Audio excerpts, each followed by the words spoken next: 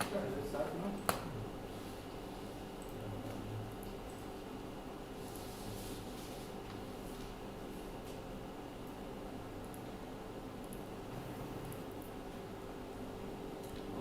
so good afternoon, everyone. On behalf of Indian Center of Space Physics, I would like to welcome you all to the online symposium on orphan areas of research in astronomy and astrophysics and space sciences. Now I would like to briefly introduce about the convener of the symposium, Dr. Shodha Pallid. Dr. Saurabh Pallid did his PhD from Indian Center for Space Physics as a CSIR fellow and got his PhD degree from Jadavpur University in 2013. Then he joined Mackenzie University of Sao Paulo, Brazil as a postdoc in 2016. And in 2019, he joined IIT Bombay for his second postdoc and continued working there till 2021. He is currently working at Icsb as an assistant professor. Now I request Dr. Pallid to formally welcome all the participants. Thank you.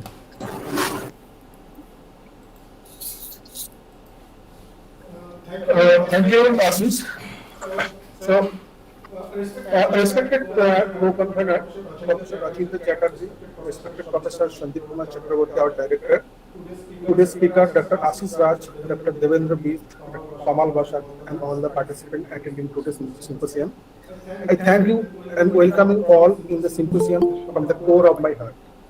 I am very happy to notice that there are participants from all backgrounds and age groups, starting from secondary, under and postgraduate teachers, professors, and both professional and amateur astronomers present here, as well as make registration.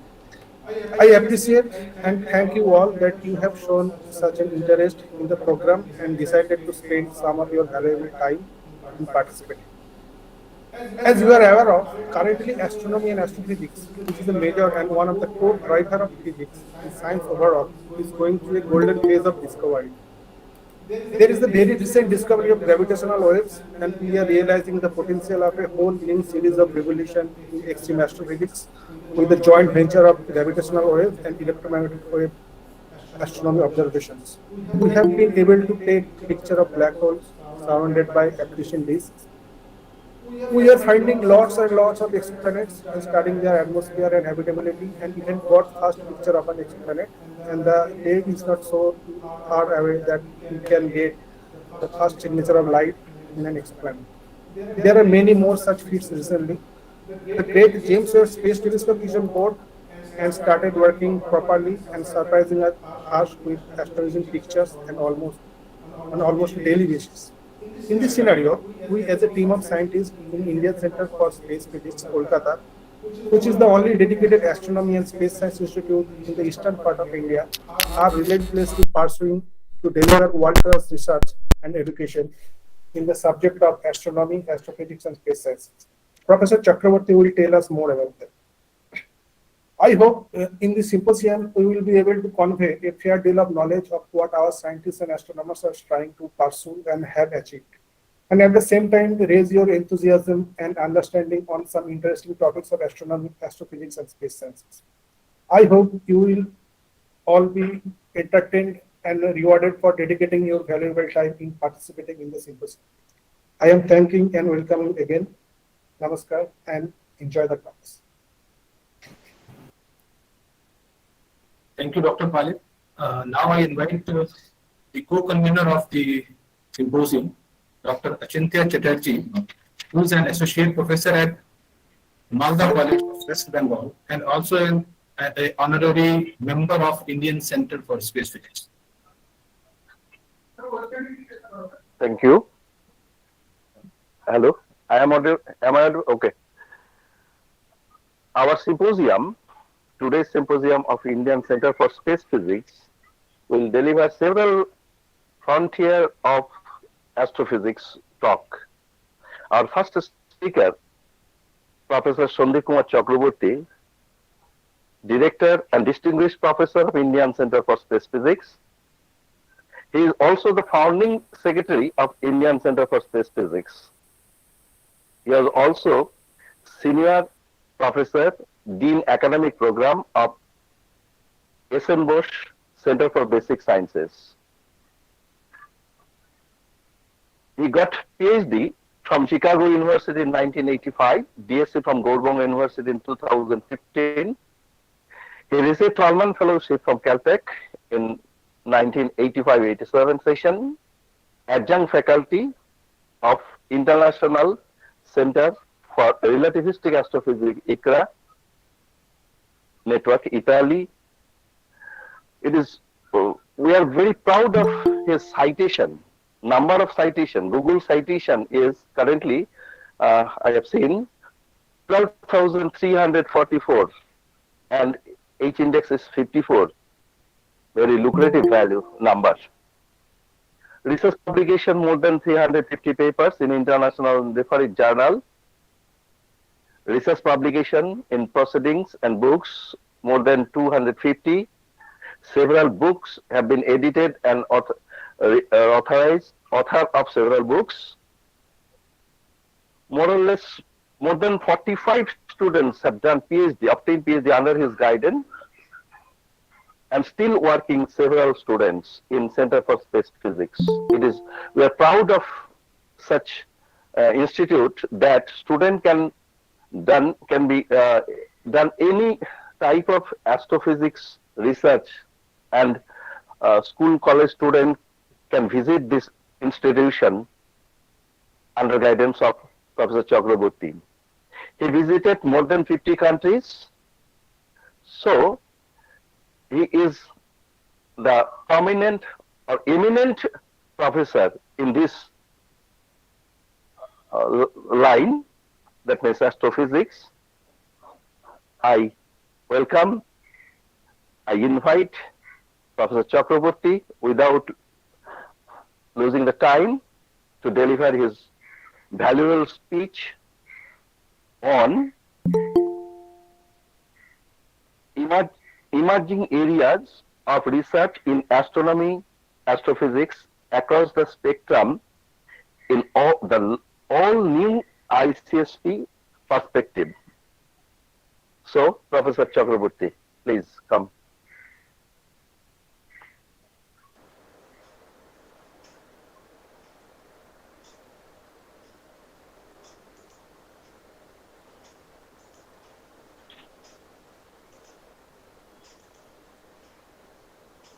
Is it coming now?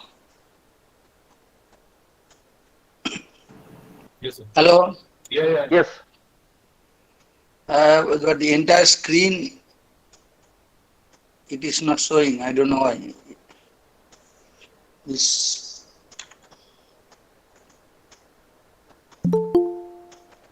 You are not seeing the entire screen actually. You are only seeing the. So you need to select share tabs. Yeah. But I have chosen a particular screen. I should have chosen. I should have chosen the entire screen. Let us see. Share.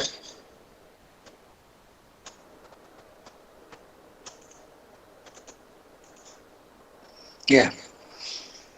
Okay, so good afternoon, everybody. I am very happy to actually inaugurate this particular series of talks that we want to have from now on. Today is the beginning, but this is not the end of the beginning. This is really the beginning of the end. Okay, this is the end of the darkness and lull and COVID-19 related problems. So this is the end of such nonsense, and we have to now carry forward. And this is the beginning of a new era where we will all meet and we will have regular meetings. I remember when I was a student, the meeting was every week and we were looking forward to it. But nowadays that is gone. That culture is gone. So I am happy that we started, and we hope we can keep this momentum. Now, I want to mention also that at ICSP we require several research scientists. If you are If you have a scholarships, you are most welcome immediately. We'll have an interview, and hopefully you enter this our institute and start doing some research. We have some small salaried positions, junior research scientists, so as to give you a time to actually pass those qualifying tests and also at the same time start doing PhDs. Okay, and so you go to the recruitment center and try to section and try to fill those forms if you're interested. Now let me go to the emerging areas of research in astronomy, astrophysics across the spectrum. Okay. Now this is a very broad subject. In half an hour, of course, it is very difficult to talk about it. But at the same time, as the director of Indian Center for Space Physics, I will also keep in mind that what are the science that we can do and how we can possibly inspire people so that they can join our hands, they can join us to explore the science in every possible directions. So I will first talk about generalities, general subjects of what is going on. Then we will say what ICSP has been doing and what could be done, one could do next, let us say, next 10 years or so. Now, what are the emerging areas? First, we see that I start with the latest things that we have the James Webb type telescopes. Now, once you see these telescopes, which have been sent to the Lagrange point L2, and it is there, and it is 3 times bigger than Hubble, and it is getting pictures that we could not even imagine. You have to remember, let us do some philosophy here, that 400 years ago when Galileo used this 4-inch telescope, he could see the Jupiter or something which is only 1 hour away, 1 light hour away. Now with Webb, nearly 400 years passed after Galileo, and now we can see 14 billion years behind today. So light, or 1300, let us say 1350 billion light years we can see. So within a matter of 400 years of lifespan of people, we have been able to achieve from 1 light hour to 13.5 billion light year. That's a huge, much faster than even this. So this tells you why the mind is the fastest thing. That Mahabharata you may have read. The mind is something which moves faster than the speed of light. Well, we did not move faster than the speed of light yet, but still our mind is doing extraordinary thing. In 400 years, real years, we have traversed 13.5 billion years in terms of observations. That's a great thing. Then this LIGO, okay, laser interferometric, this gravitational wave observatories, the last 10 years they have grabbed the headlines, okay, because for the first time we can see that the 2 neutron stars are colliding or 2 black holes are colliding and creating bigger black holes, etc. And there is a scope for multi-messenger astronomy, so that people can do electromagnetic waves, studies in electromagnetic waves and gravity waves simultaneously, and try to prove that yes, general relativity is correct, Einstein's theory is correct. It can also get the parameters of the system like masses of the black holes which are merging. Extraordinary things. It can also find out the early universe, how the matter was colliding and generating gravity waves. In fact, that is where the gravity wave noise, there is a huge amount of noise there in gravitational wave astronomy because of this problem also. From the early universe, chaotic things were going on, and so gravity waves detection from a particular system was very challenging. And I am happy to tell you that Indian Center for Space Physics Museum will have several exhibits, not only from Webb telescope pioneer or project scientist from John Mathar, as well as LIGO head Kip Thorne. Both of them have signed several photos and sent to us for our museum. So we will invite you to our museum next year. It has not started yet. It will be starting sometime in Christmas.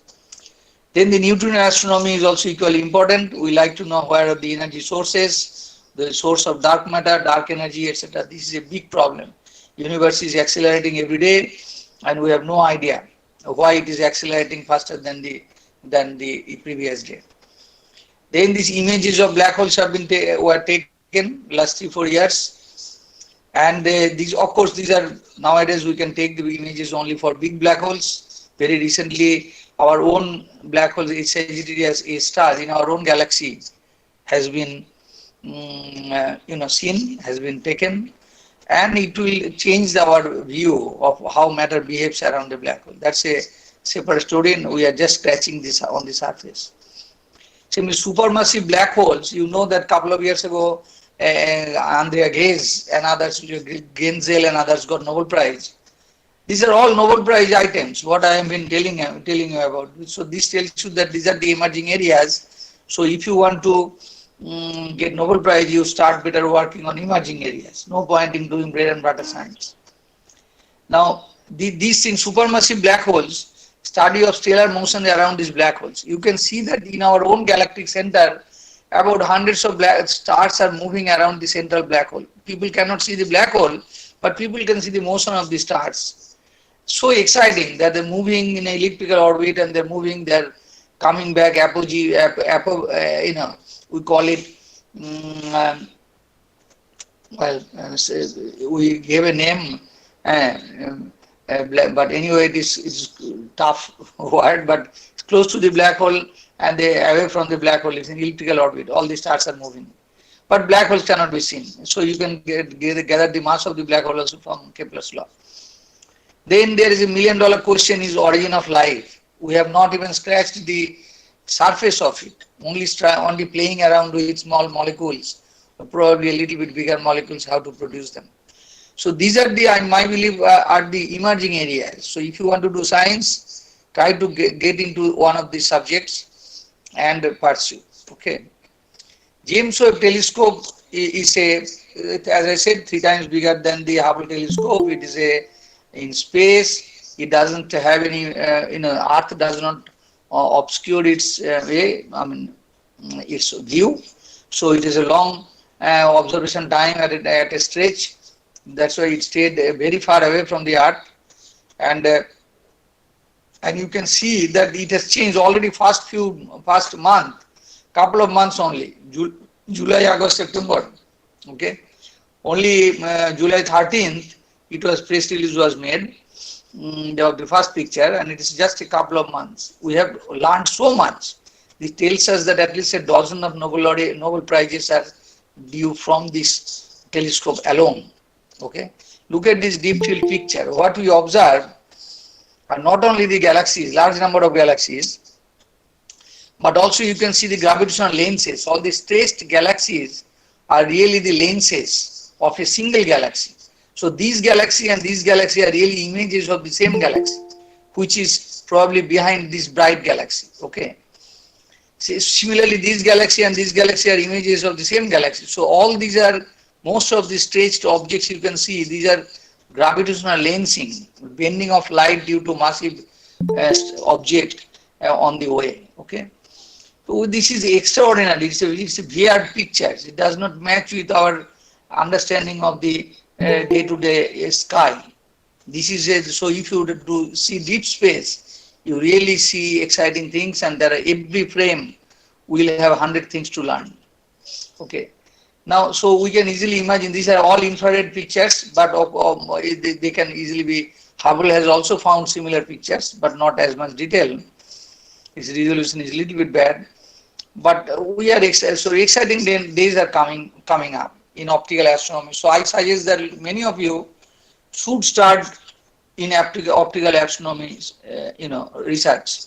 Although in our Icsb we have a very small telescope, 24-inch, still it is the largest in Eastern India, and there is a huge facilities coming up. 40 people can stay in the campus in Midnapur, and there is plenty of people can do PhD. There are 2 competent scientists have joined, and so there is a scope to do optical astronomy. And then once you are familiar with the small telescopes, you can start writing proposals with bigger telescopes, and someday can also write proposals for Webb, etc. So I encourage all of you to think about this. This is another thing that this Hubble, our James Webb sent. This is star forming region. These are the clouds where which collapse. You take any small bit, you take any of the small thing. This can produce a entire solar system. Okay, even a smaller one, smaller knot is enough to produce an entire solar system, much bigger than a parsec. So this much detail of what affects the star formation, whether all the stars will have planets, whether all the planets will have life, all these details are going to come up in James Webb. So I give absolutely thumbs up, absolutely #1 position. In fact, I even predict that if we have a few such telescopes, then probably all the big telescopes on Earth, like 100 meter or even at least 3.5 to 10 meters, all of them will become museum pieces at someday. Nobody will look at them. Nobody will use them because Webb is so amazing. It is Webb telescope. For optical, of course, we still need them, but Webb can also be used. Webb type telescopes can still be used for optical. So we need to modify certain things. Now, if you look at the exoplanets, before Webb, of course, there was a Kepler telescope. Now you can see so many exoplanets have been discovered. Okay, so we are not alone. We are not. Our solar system doesn't have only the exoplanets, planets, but there are exoplanets around all the stars that we look at. In fact, any star you look at, there is a possibility there is exoplanet. Exoplanet discovery is no longer the most exciting thing that used to be in 1992. The first exoplanet was discovered around a pulsar, planets around a pulsar. So we were all excited. We went to a conference in Caltech, and these exciting days. But then after 30 years, we see that they are everywhere. And many of them have orbital period very similar to the Earth, very similar to the radius of the Earth. Look at this place. Radius of the Earth is 1. So there are planets which are around this region. Radius is very similar to Earth. The orbital period is very similar to 300, 400 days. So Earth is not special. It is just one of the points in this picture. Okay. Of course, Jupiter and others will also fit in somewhere in this picture. So this science is also coming up, emerging areas. And guess what? The Webb, for the first time, directly taken the picture of the planets. Earlier, there are different ways to discover planets. You know, you do transit method and you do Doppler effects, etc. But now you find you take the wave and point at it and add some data, and in infrared you start seeing the planets themselves. So once you see planets, you should be able to do already they have observed carbon dioxide in the planet's atmosphere. So you see the atmosphere also, and if you see water, boy, what are you looking for? I mean, obviously the life. There is a chance that life will be there. So we are seeing things. We are seeing ourselves back in the past, our copies of ourselves. People on a large number of planets. This is something very exciting, and I am happy to tell you that Sitapur's telescope, which is 100% of our own, you don't have to fight for its time. This is an ideal candidate to discover telescope, to look back to the Kepler's objects, Kepler's discovered things, and try to look at it again, rediscover it, and try to find out its characteristics, and see if a wave can be directed to one of the most exciting ones. So we can write also proposals to say, look, we have found one of these which seems exciting, and why not wave, point to it, point and try to see what are there in there. So you should ask the following question also, that if somebody is in space, how would they know that we are here? See, we are living beings here, infinite number of living beings moving around Earth, but would an alien know that, and how would they know it? What is the signature that they should be looking for? So these are the questions that you should ask. At the end, I will ask some more fundamental questions actually. We should be asking fundamental questions. That is why we should be looking for very bright people who know how to, bright people who would ask fundamental questions, and then only we will encourage them to hang around, because we don't have time to waste. We really great times are coming up, and we must be able to solve very serious problems. So how OAB is going to solve how black holes were formed in early universe? Do the most massive stars exist? Did they ever form? Did they produce the first black holes? All these problems will come up by James Webb telescope. Are there water in other planets, or are we alone in the universe? Okay, we cannot be alone because we are not special. Earth is not special, Sun is not special, our galaxy is not special. So why should we be the only planet where there are lives? There should be lives almost everywhere. So this, when would that be time when we will find our friends out there? Okay, the friends or aliens. Let me introduce the ICSP itself very briefly, and then start talking to the science that we are doing. See, ICSP is moving up within a month to this particular building. This is really a guest house. This is our guest house, fifth story building, 14,000 square foot. And the ground floor will be a space museum for the time being, but this ground floor will be, this will be extended to this side also. And you can see that the other side has already started, construction has started, and our target is by next November 2023, we will complete this 5-storied main building, which will have a huge seminar room, large number of lecture halls, and all the facilities, and we will have a large space museum also in the ground floor.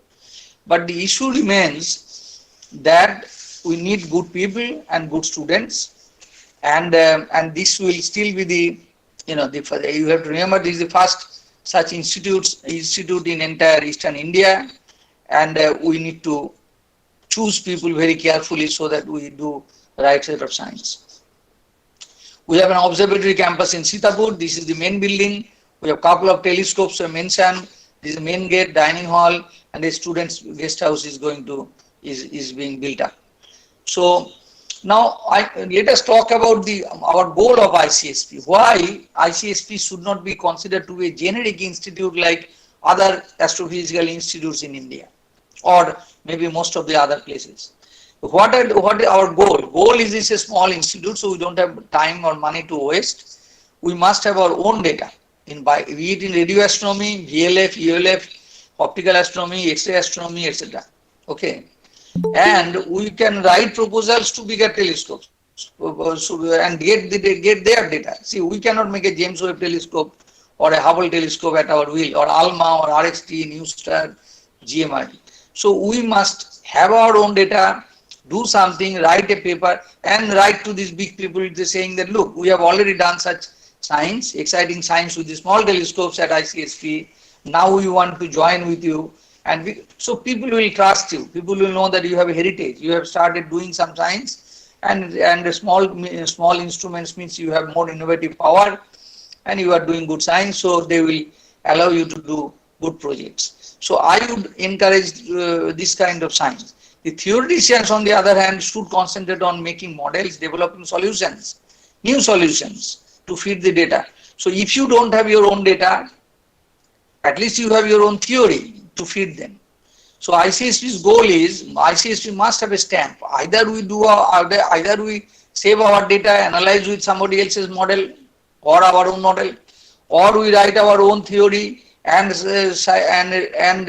analyze somebody else's model observation, or we write proposals and get data. So this is the only way that we can start and we can do good science. Okay, good science in emerging areas. And why I emphasize that, you have realized that all the emerging area people are the best people nowadays, or they are the only people who got Nobel prizes in astrophysics. So be it LIGO or James Webb, or even of course James Webb PI has not got Nobel Prize in James Webb working, but he will get it. But he already got a Nobel Prize in 2006 by discovering cosmic microwave background with the FIRAS experiment. 2006 with George Smoot. So this is the only fundamental and good thoughts we want to have. So the best people we will want to attract. We don't want the best people to leave West Bengal or the eastern part and go elsewhere. Okay, we want them to hang around. We will definitely do good science. Okay, Now these 24-inch telescope in optical astronomy, of course, is good for variable stars, periodic variables, spectra of nebulae, finding elements, isotopic. People have not done such thing because people don't have a full telescope for themselves. So we have great science we can do all by ourselves. We can spectra, find the elements, isotope distribution. We can do light curves on newly discovered supernovas and gamma ray bursts. Of course, others will also be doing it, but we can. There could be advantages. Maybe we have night time that when the others have daytime. So some part of the light curve, maybe our light curve will be useful. Then exoplanet search, ours is the most ideal telescope. Okay, it's a small but very accurate telescope. So I will give emphasis always in optical astronomy. Then we have an emphasis in very low frequency science, radio science. Okay, this radio science is very important because we can study the ionosphere where balloons cannot fly or satellites cannot go. So here also we want to have a network of many antennas, and we also want to have our own transmitter. Okay, so because of that, this subject I want to emphasize, and it's an emerging area. Very rich science will come out if we have a network of such antennas. Similarly, astrochemistry and astrobiology. When we started it, look at my wife and myself. She's a biological chemist. We wrote a paper just like that. Can DNA molecules be formed? The rest of the world is saying, what? We have been making aldehydes or glucose or whatever, carbon monoxide, HCN, and you are trying to make DNA. So our question was very weird question. Can DNA be formed? But it is the most relevant one. We did not realize it is so relevant. And so nowadays hundreds of people cite it, not because we were absolutely accurate in our answer, but we were the first persons to ask these questions and answered it quantitatively. So entire subject has started from this, that how to produce complex biomolecules. See, we even calculated the abundances of how much the primitive, or the very amino acids will be formed, how much amount of adenine will be formed per gram. It was a very large number. We had wrong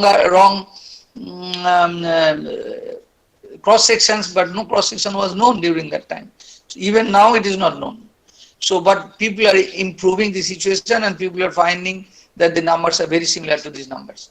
And so what we said is that this kind of DNA molecule as adenine, guanine, cytosine, thymine should be produced in all star forming regions. And then depending on the temperature and pressure and other host condition, nature of the central star, they may or may not produce lives. So this is still a very exciting subject. This is still an emerging area. We like to know, we still have to resolve how exactly this complex molecule lead to life in certain planets. So the question is not whether to discover these molecules in precursor. Okay, people start saying, okay, let us see if these molecules are there. They have to be there because we are here. Therefore, those molecules have to be here. I will not waste time to look for them elsewhere. I would rather look for them, try to find out how did we came about if we had started with DNA, RNA constituents at the early Earth system. So even the Earth we have to understand first. The entire system is here. So this is an emerging subject. Everybody must know that this is a really serious subject. It is a foregone conclusion that they should be produced. They will be produced, they are produced. You don't have to search and waste your time. You can search it for your own but at the same time, to transit from the molecules to life is far more complicated. So we need to ask questions. The other thing, of course, we are expert about are these black hole astrophysics. Okay, black hole astrophysics I have been doing for a long time, and these are the kinds of ways we said that the matter will form from the star. There will be sub-Keplerian flows, Keplerian flows, centrifugal barrier, jets will form, etc. This is basically well known and well understood, but this model has to be improved, must be made more accurate. So the car parameter has to be introduced, this magnetic field has to be introduced, and far more physical conditions have to be incorporated. At the same time, the same subject, same thing we could have done 15 years ago, applied to the molecular cloud. The same model, same thing, centrifugal barrier, jets, outflows, mixing of the chemicals and chemical evolution during the star formation. So these DNA, RNA molecules that we are forming, will they survive? How these grains will form? How the grains can survive? So all these things could have been done, but we missed our chance because we did not have the right set of people here. We need bright people, theoretical minded. So this problem is still almost, some people have in Europe have already started, and as usual Indians have started following them, except without trying themselves out these problems. Okay, this is a sad thing, but so we lost a very big opportunity, but still there is nothing like the last word, so we can still incorporate, do science in it. Then there are X-ray astronomy. X-ray astronomy, people can do much bigger and larger instruments, people can send, but how big is big? You know, how big is big? So, so people, let people go ahead. Astrosat itself took about 20 years to fructify and send and so on. Not, it is still not the most accurate instrument in the world, but it is doing a good job. But ICSB said, no, we are not spending time much. We have expertise, so let us send balloons. So at least we can take students, payloads, and send to space by big large balloons. And that's not a, so people's dream will come true. And so we want to do practical astrophysics, practical space physics which can be sent, which can be taken to everybody's door. Everybody can achieve this. It is not something that we'll say, no, we'll take you to Saturn, we'll take you to Jupiter or Mars or Alpha Centauri. No, that kind of dream will happen 1 per million years. But we want to do, but will people wait for that? The answer is no. So that is one of the reasons we started with this. We can do a lot of good science. Last few years we have sent 115 payloads to space to about 40 to 43 kilometers. Okay, but we can improve it. Large amount of improvement could be done. We can lightweight pointing can be added to improve this signal to noise ratio. Better shielding materials can be chosen. But again, the bright people should be there, so that they can subtract the background properly and tell the engineers that, look, you should use the shielding and then proceed, so that our time is not wasted, our money is not wasted. Our life is so short, we cannot waste time. So balloon-borne science in our language is also a very good emerging area. These balloons about 100 feet long. These are our balloon launch from ICSP. Maybe there is a couple of minutes of movie you can see that the launching is taking place from some place called Bolpur. Near Bolpur, it's called Muluk. I don't know if you are watching it, if you are getting it okay. So you can see the there is a video camera to point below. You can see the art, and you can also see the picture going, the balloon is going above, and another camera is looking at the balloon itself. So what you see is our own balloon flight, our own, you can see the entire Damodar river, Ojoy river, all these rivers are coming up. Look at the sky, it is blue, but it's getting black. We are now in space. You can see the sky is black. Okay. You can see this is Ganges river. You can see the Ganges river almost like 500 kilometers at a time. You can see the space black, dark pitch black. You can see the earth, which is with the curvature. So you don't have to go to space shuttle and dream about going to international space stations. Your camera, 2,000 rupees camera can easily take photograph from our balloon itself. We not only take pictures, we of course do great science. We send 6 kilograms worth of instruments. They have gotten very high amount of high quality data. They are noisy for some reason, people who are not very competent. But I hope in the future we will overcome this problem and we will have a much better science. We have been able to detect X-ray sources, cosmic rays we have been measuring every day. Now you can see that this payload is now coming back to Earth, and this is in a village. It has fallen. It is falling, and we are recovering. In fact, out of 115, we may have recovered about 112 or 113 of them. So nowadays we don't miss our payload. We have an advanced system, and we will improve upon it. And we are also purchasing a land in Bolpur area so as to have our own facility. So in my view, because I am trying to do my summary here, in my view, we cannot waste our limited sources to be a data analyst of a third party. A third party is giving you some data to analyze, and you analyze and write some paper. No, you cannot do that. Or working on a data obtained by a fourth party. So fourth party obtains the data from a fifth instrument, gives to a third party, and the third party analyzes it, writes paper. Paper is not enough. You have to have quality, not the quantity. So I am very tough at it. My background, as Professor Chatterjee already said, is a little bit different from many of us, in India. I have come up from a gharana which does not tolerate mediocre science. In other words, we refuse to become a generic bread and butter institute. Our goal would be to achieve excellence through innovative means. Okay. So, for example, people need to ask fundamental questions and not just do bread and butter. Bread and butter is a wastage of resource. Let us ask a fundamental question. Are you ready for it? Should we be unique in this universe? Are we optimally? No, not optically. It should be optimally. Are we optimally made? If I was the God, would I have created the living beings exactly as it is now? Is this the best possible way the living being should be there? This is a question, and there must be an answer. Why don't we start thinking about it, even if it is a very grand question? Break into small pieces. Given the present condition, can we go backward, again this spelling is wrong, backward in time and reproduce the proto-Earth? Is the inverse is unique? Is the inverse unique? Well, I just wrote it just 5 minutes and half an hour back, so yeah, I did not even look at them. Okay.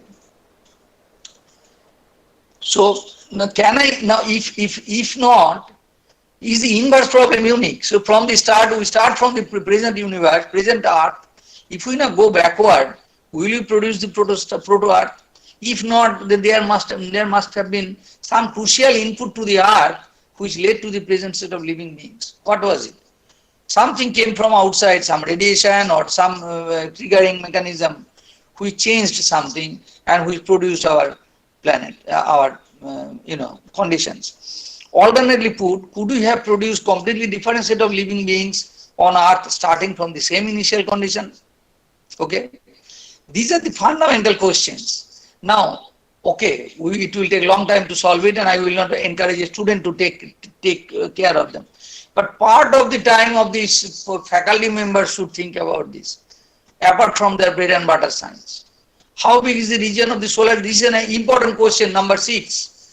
If we are here, how big is the region of the solar neighborhood which led to today's Earth with its habitat? I mean, did we have to depend upon the entire universe to be here, or just the solar system is enough, or some solar neighborhood, perhaps some cosmic rays enough to produce us? So how much amount of, what is the region which really is absolutely essential to form earthlings, like our habitats? Is the sun or progenitors of the sun enough, or we need some distant inputs? Okay, do we need distant inputs? So these kind of questions are very important. So I stop here to remind you that we have started doing some work. 50 years ago there was no astrophysics happening in Calcutta area. 30 years ago I came here, a few students got produced, maybe 50, and right now maybe 50, 52 students I have been able to produce. I have been able to found this particular institute so that the subject, because there are a large number of good students in the eastern part of India, not only in West Bengal but also Assam, Bihar, Odisha, and many other eastern, they require regional good institution. And in fact, the Bangladesh, Nepal, Bhutan, we are in a cosmopolitan region. We can attract all kinds of people. In fact, many Nepali students were faculty, were PhD, took PhD from here. Couple of Nepali students got PhD and they are doing work in China now. Probably they are faculty members in some university in China. So we are doing good science, and you can also give valuable feedback, and you get your participation form. So I stop here.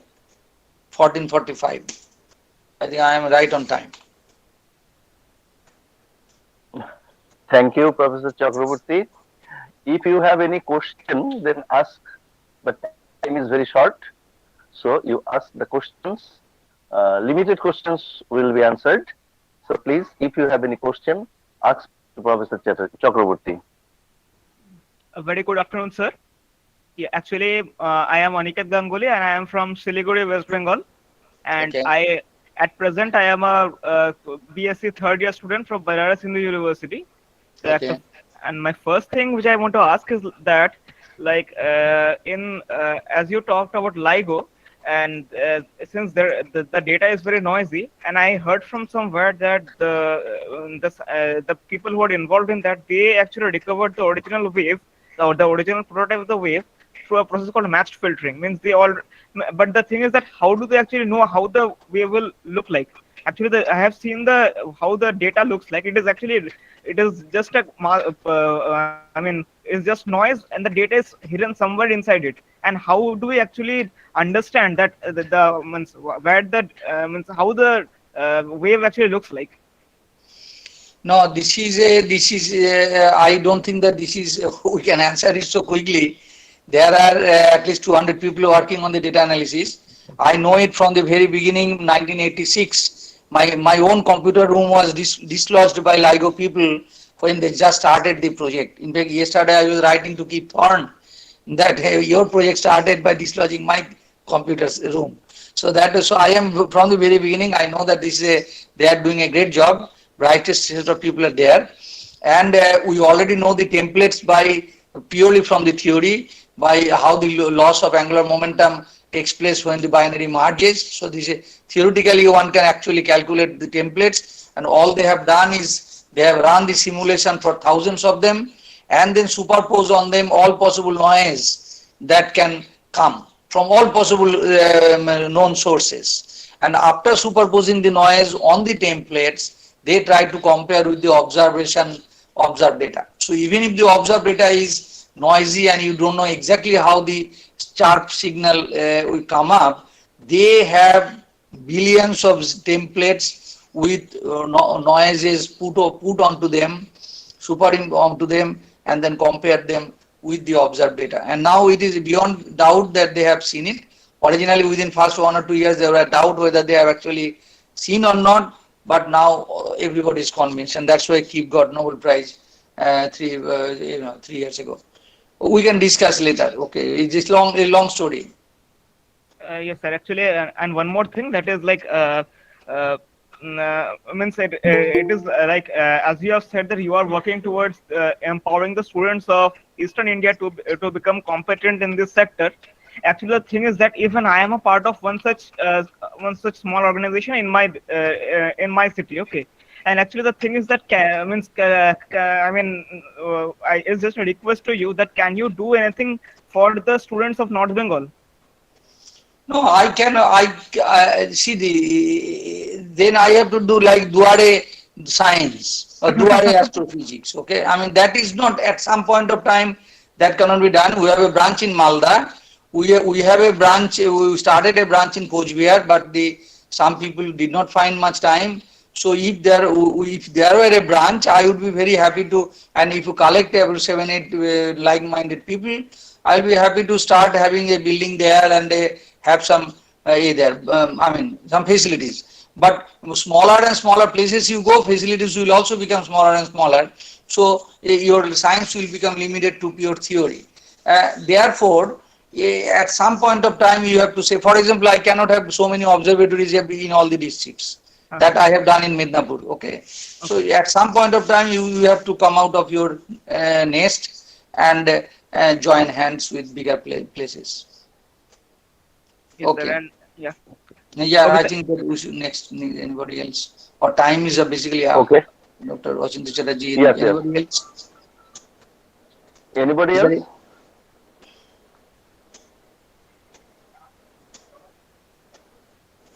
So Okay. I think thanks to Professor Chakraborty again for his Thank valuable speech, enlightened about ICSP. Thank you. Now our second speaker is Dr. Anish Raj. He is Assistant Professor of Indian Center for Space Physics. Dr. Raj has done his Masters in Physics from Banaras Hindu University. Then after that, he joined Physical Research Laboratory for PhD in 2007. He worked there on NOVA with Professor N.M. Ashok and submitted his thesis in 2012. He has done several postdoctoral course works in different institutions such as PRL, South Korea, Indian Astronomy and Astrophysics, IIA, Indian Institute of Astrophysics, Bengaluru.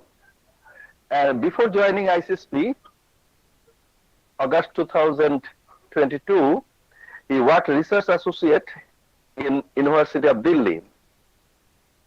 He is a life member of Astronomical Society of India and former member of Korean Astronomical Society. His main area of research is transient sources. Now he will talk about classical nova, the third most violent explosion in galaxy. So please, Dr. Raj.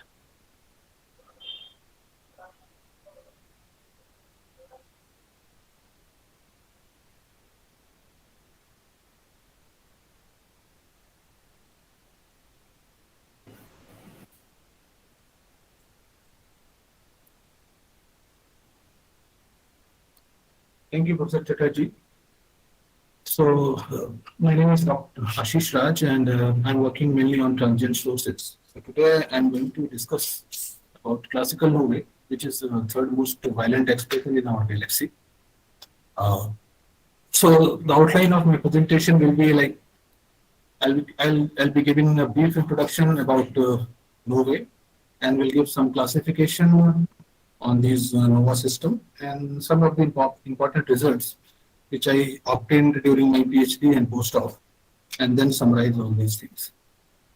So before starting the nova thing, as we all know that most of the stars are actually exist in a binary system.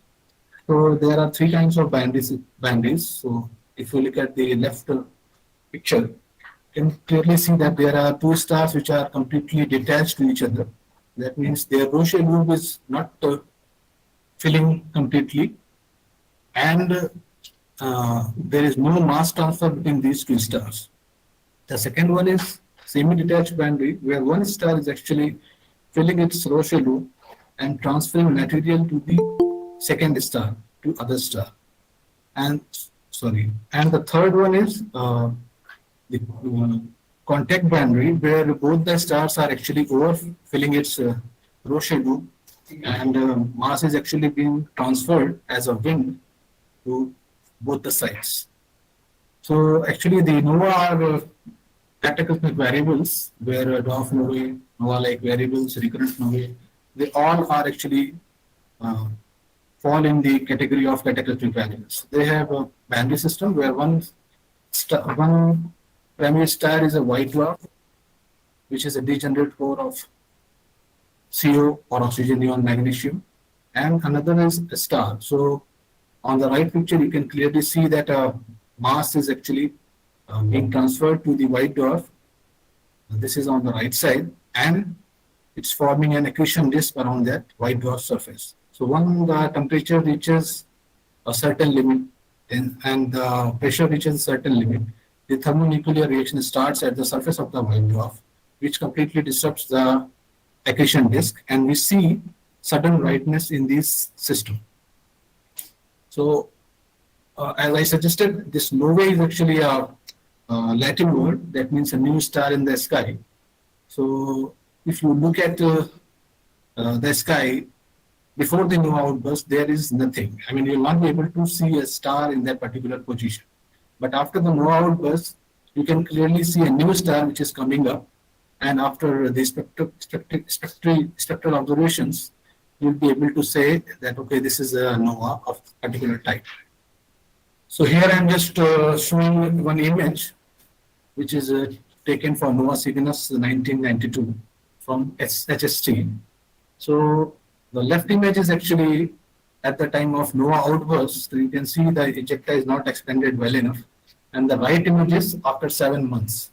So you can see the ejecta is completely expanded from the binary system. That is at the center of this image.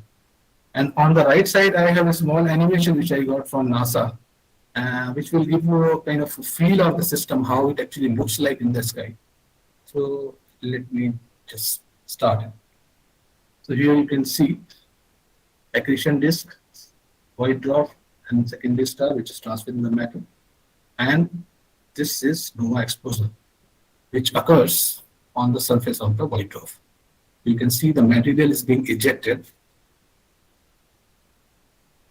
And you can see from the foreground and background star, and new star is actually emerged. Okay, now coming to the title of the talk, why it is third most violent explosion in our galaxy. So if you look at the energy output from different sources in our galaxy, so JRBs are actually considered as a most energetic event in the galaxy, and they generally emit in the range of around 10 to the power 55 Hz or 10 to the power 48 Joule.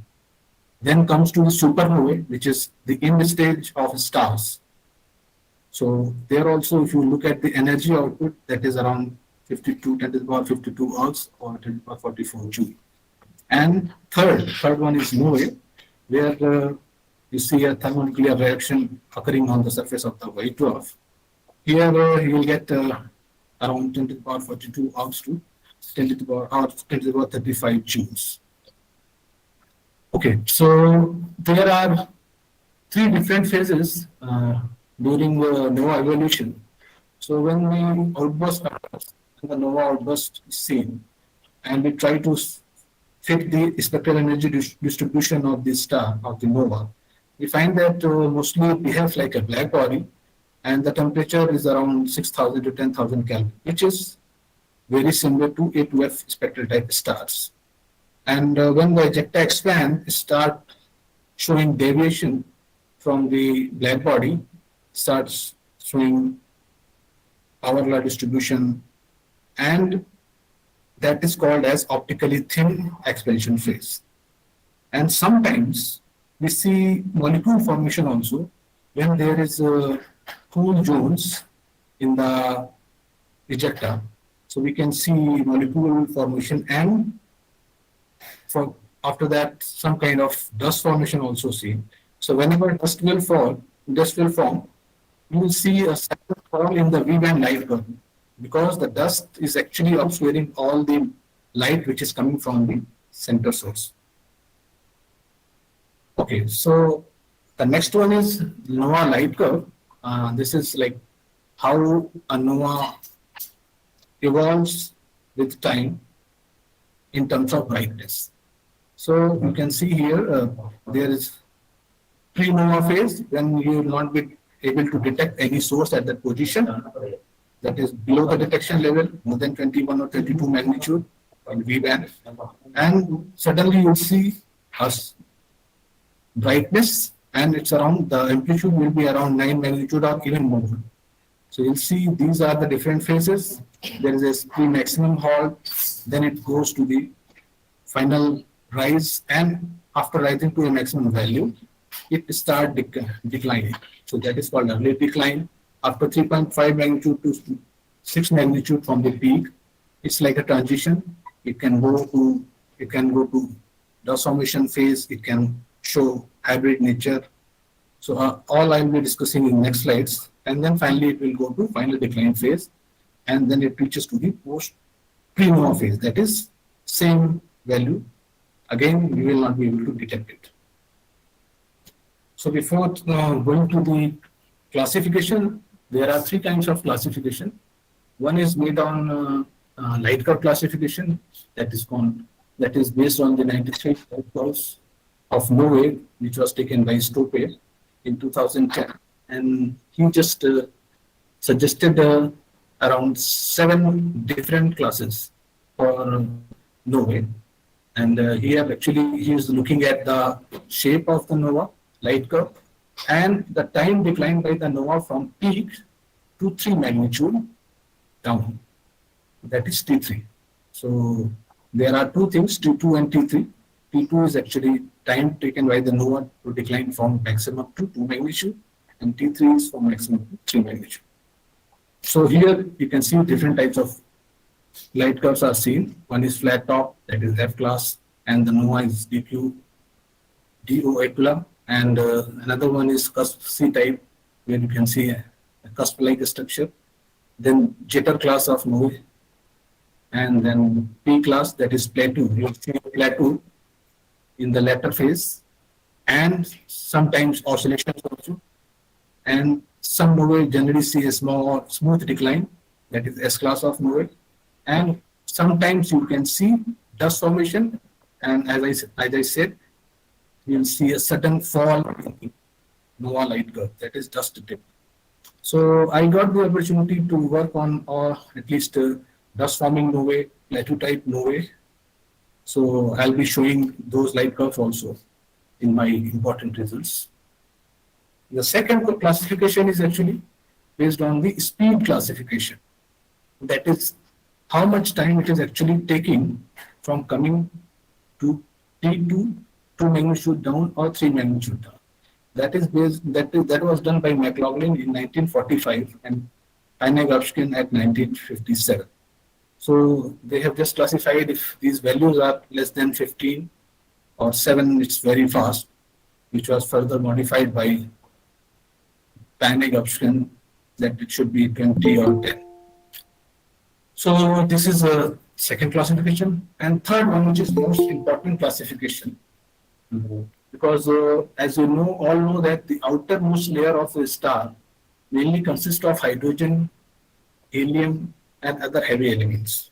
So whatever elements are present in the accretion disk, you will see most of them. I mean, at the time of outbursts, you will see lines from those particular elements. So we have to just avoid those elements, because most of the stars will be showing hydrogen lines.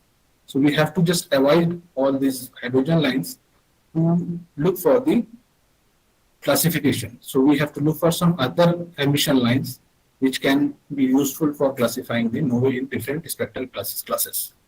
So Williams has tried to classify the novae on optical spectra in 1992, and then he again reclassified it in 2012. So currently there are 3 classifications on novae. One is the Fe2 class, where we see P-Cygni absorption profiles. P-Cygni means where you see absorption, blue shifted absorption plus emission. That means the ejector which is coming towards us, and that is actually responsible for this P-Cygni nature, P-Cygni profiles. And they generally evolve more slowly, and they also show a large number of iron lines and other low ionization species. Second one, and they generally occur on CO type of white dwarf. Second one is oxygen neon magnesium white dwarf, that is HEN class, where you see fast evolution. The expedition velocity is also higher, around few thousand kilometers, and they show strong helium and nitrogen lines at the beginning. And the third one is hybrid class of nova, where you see both the classes in single evolution. That means initially it will be like Fe2 class of novae, and before going into the nebular phase, it starts showing helium and nitrogen line.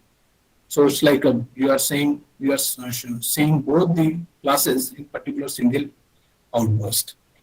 So I have got opportunity to work on all these class of novae. So you can see these are the different spectra for all the three classes of novae. So here you can see most of the Fe2, in Fe2 class of novae, most of the iron lines are seen. And if you look at the FWHM or width of the lines, they are narrow. That means the ejecta velocity is low.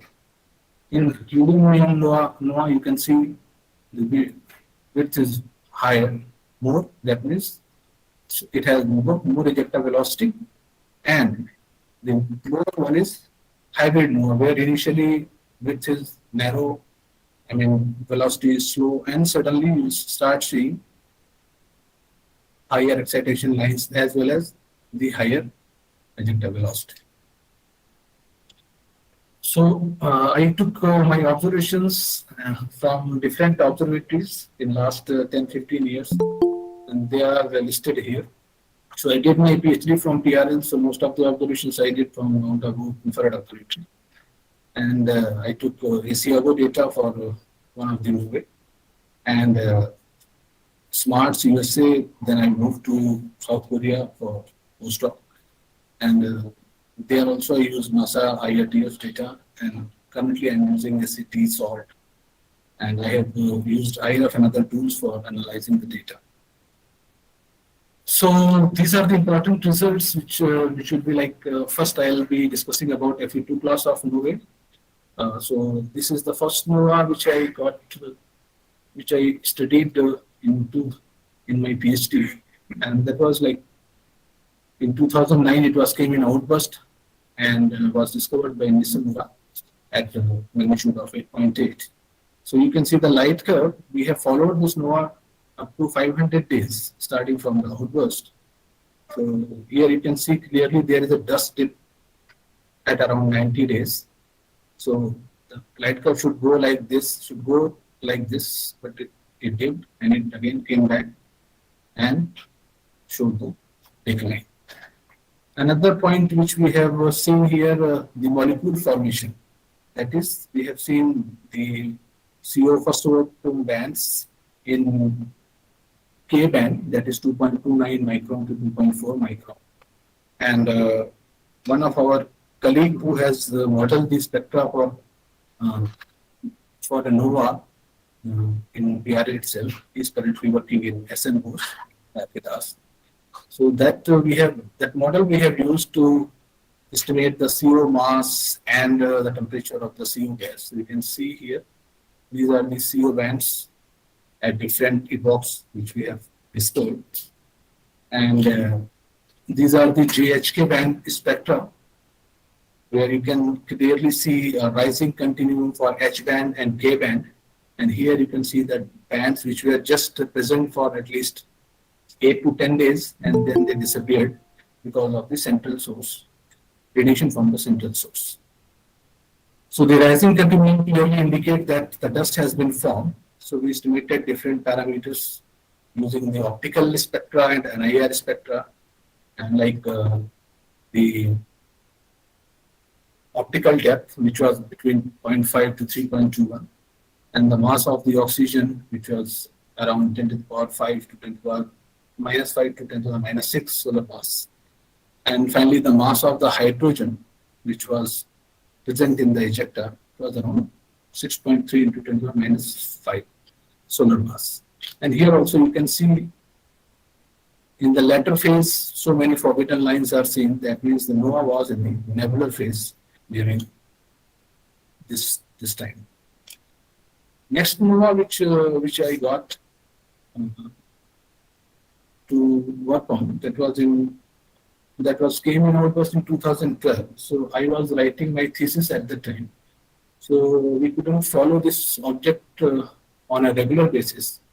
So we got some photometry from Mount Abu, and just combined our data with SMARTS people, and Professor Walter, who actually has some spectra for this particular object. He shared his data and we started working on it. And we estimated the colors for this particular star, for particular nova. It was around 8 magnitude.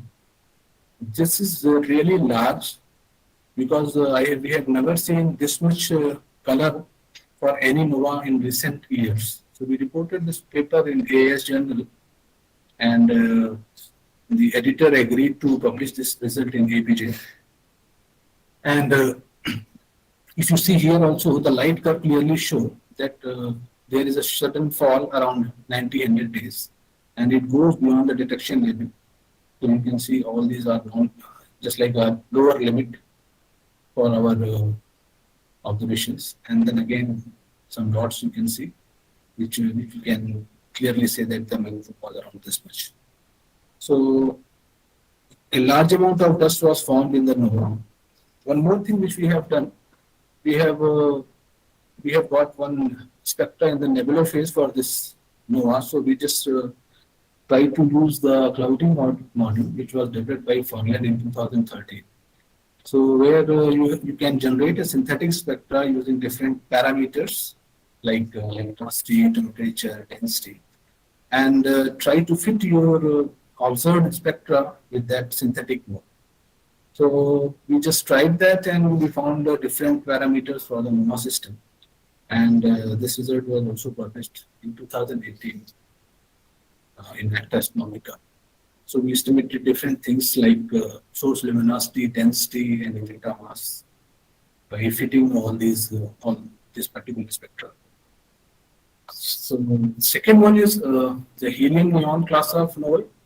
So this is also kind of my PhD object, although it was published after my PhD. So this was discovered in 2009 November by K. Tigaki at 8.1 magnitude and with a very small telescope of 20 centimeter. So we just plotted the light curve for the nova. So on the table you can see these are the pre-discovery magnitudes reported for this particular nova before the outburst. Pre-discovery means the magnitude which are reported before the nova outburst. So kind of we have around 5-10 values and we plotted all of them here. And we try to estimate here also the peak magnitude and the time taken by the nova to decline by 2 or 3 magnitudes so that we can classify about its speed, classification, and shape classification. So there are spectra of GHK band spectra for this nova also. You can see here the lines are quite broad as I suggested for this in the spectral classification. And we also did this Icsb analysis for estimating the mass of the ejector. So the dotted lines are the theoretical values and the black dots are actual observed values. So you can see on 9 December it was matching with the particular density and temperature, and we use that density and temperature to estimate the mass of the ejector for this node. So that was in the range of 2.4 to 7.4 into 10 to the power minus 5 solar mass. Although it's a upper limit because the filling factor is less than 1 here, because we are not able to see complete ejector. Only part of it we will be able to see. The ejector which is on the back side, we won't be able to see.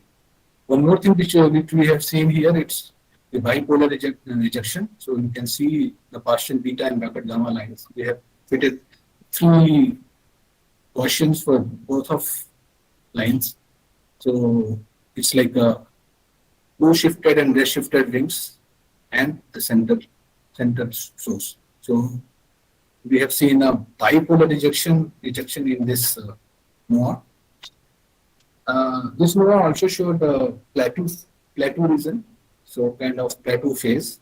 So here we have just used all the available circulars from where we can just see the SED for this plateau phase. It was not done earlier for any other nova, and we found that it was fitting with around alpha 2.67 for power law distribution. The third one is hybrid nova. So I got the opportunity to work on this hybrid nova. This was taken mostly by Mount Abu, and I have also got some data from NASA IRDF.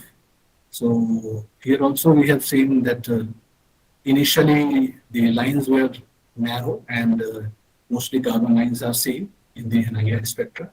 And then we have seen a change in the line profiles, and the ejector velocity was also increased to around 2400 kilometers per second. So that was like uh, hybrid nature, which was earlier seen in other novae also. So we were the only person who reported hybrid nature for this particular nova, and uh, this was the third one. This next one is recently we have observed it from Australia, from India, BPT shell, and one of the spectra which we have got from SALT also. That is a 10-meter telescope at South Africa. So this was came in almost in 2018 when I was doing my postdoc at IIA. So we just started following this object, and from the light curve, we estimated the NOAA distance, which was around 1.3 kiloparsecs, and we also try to estimate the time decline by 2 and 3 magnitude. So that was around 50 days and 70 days. And the amplitude of outburst was more than 11 magnitude. So here we have used a very small telescope, which is 30 centimeter, and you can see we have used different spectrograph, like LIRIS, LISA, and their resolution is also given. So I think we can easily use our 0.61 meter telescope at Icsb for novae study, which are bright enough, and supernova also. So these are the different optical spectra, and you can see different lines are also marked here. So mainly you can see iron lines are initially marked, but suddenly you can see the helium lines are also appearing. So this nova was actually has shown both the characteristic. Initially Fe2 class of novae, then HEN class of novae, and then it goes to a nebular phase. So we also classified this nova as a hybrid nova, and from the optical spectra we have estimated the hydrogen mass and other parameters. Here also we have done the same cloudly modeling which we have done for NOAA 2676 of Ficus, and estimated different parameters. One more thing which we have done here is the shape modeling. It's a 3D modeling tool for ejector geometry or NOAA geometry. So how ejector actually looks like. So we just try to fit different lines at different depots. These all are the high resolution spectra. And we found that the inclination angle for the system was around 55 to 60 degrees for this particular nova. So these are the different lines which we have used to model. And this is just a shape of the ejector. So here the center, if you look at the center, this is the binary system, it's here. So these are the two bipolar blobs which are moving away from the NOAA plane. So this is for O1 line, and you can see this kind of structure actually is seen. This is the summary for the movie which I have observed in the last 5 to 10 years. And this is my future plan at ICSB. I'll be working with other scientists here, and I will be using our own telescope as well as different facilities like 3.6 meter, there is 2.2 meter SCT and other 8 to 10 class, 10 meter class of telescopes. So if anyone is interested, they can directly email me and directly contact me. Thank you for your attention. Thank you, Dr. Raj. If any question, they can ask to Dr. Raj. If you have any question,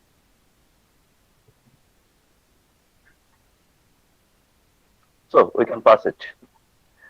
Our next speaker is Dr. Shodha Pallid.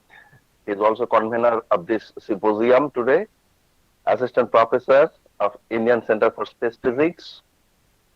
Shodha Pallid completed Master's degree from Calcutta University, PhD work at Indian Center for Space Physics. He has done several postdoc programs in Sao Paulo Research Foundation Fellowship in Sao Paulo, Brazil in 2016 for postdoc. Next, he joined IIT Bombay for second postdoc. He has interest in various topics and subjects of astronomy, astrophysics, and space sciences. He has developed an indigenous code to model space weather and solar and extragalactic influence on ionosphere and radio propagation. And he also worked on gamma ray RT2 CGT project, etc. So I invite Dr. Pallid to give his lectures.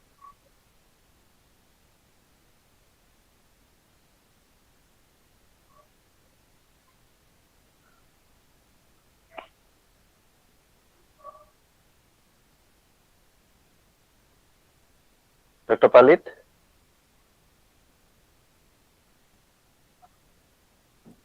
Yes, can you hear me now, everyone? Hello? Yes.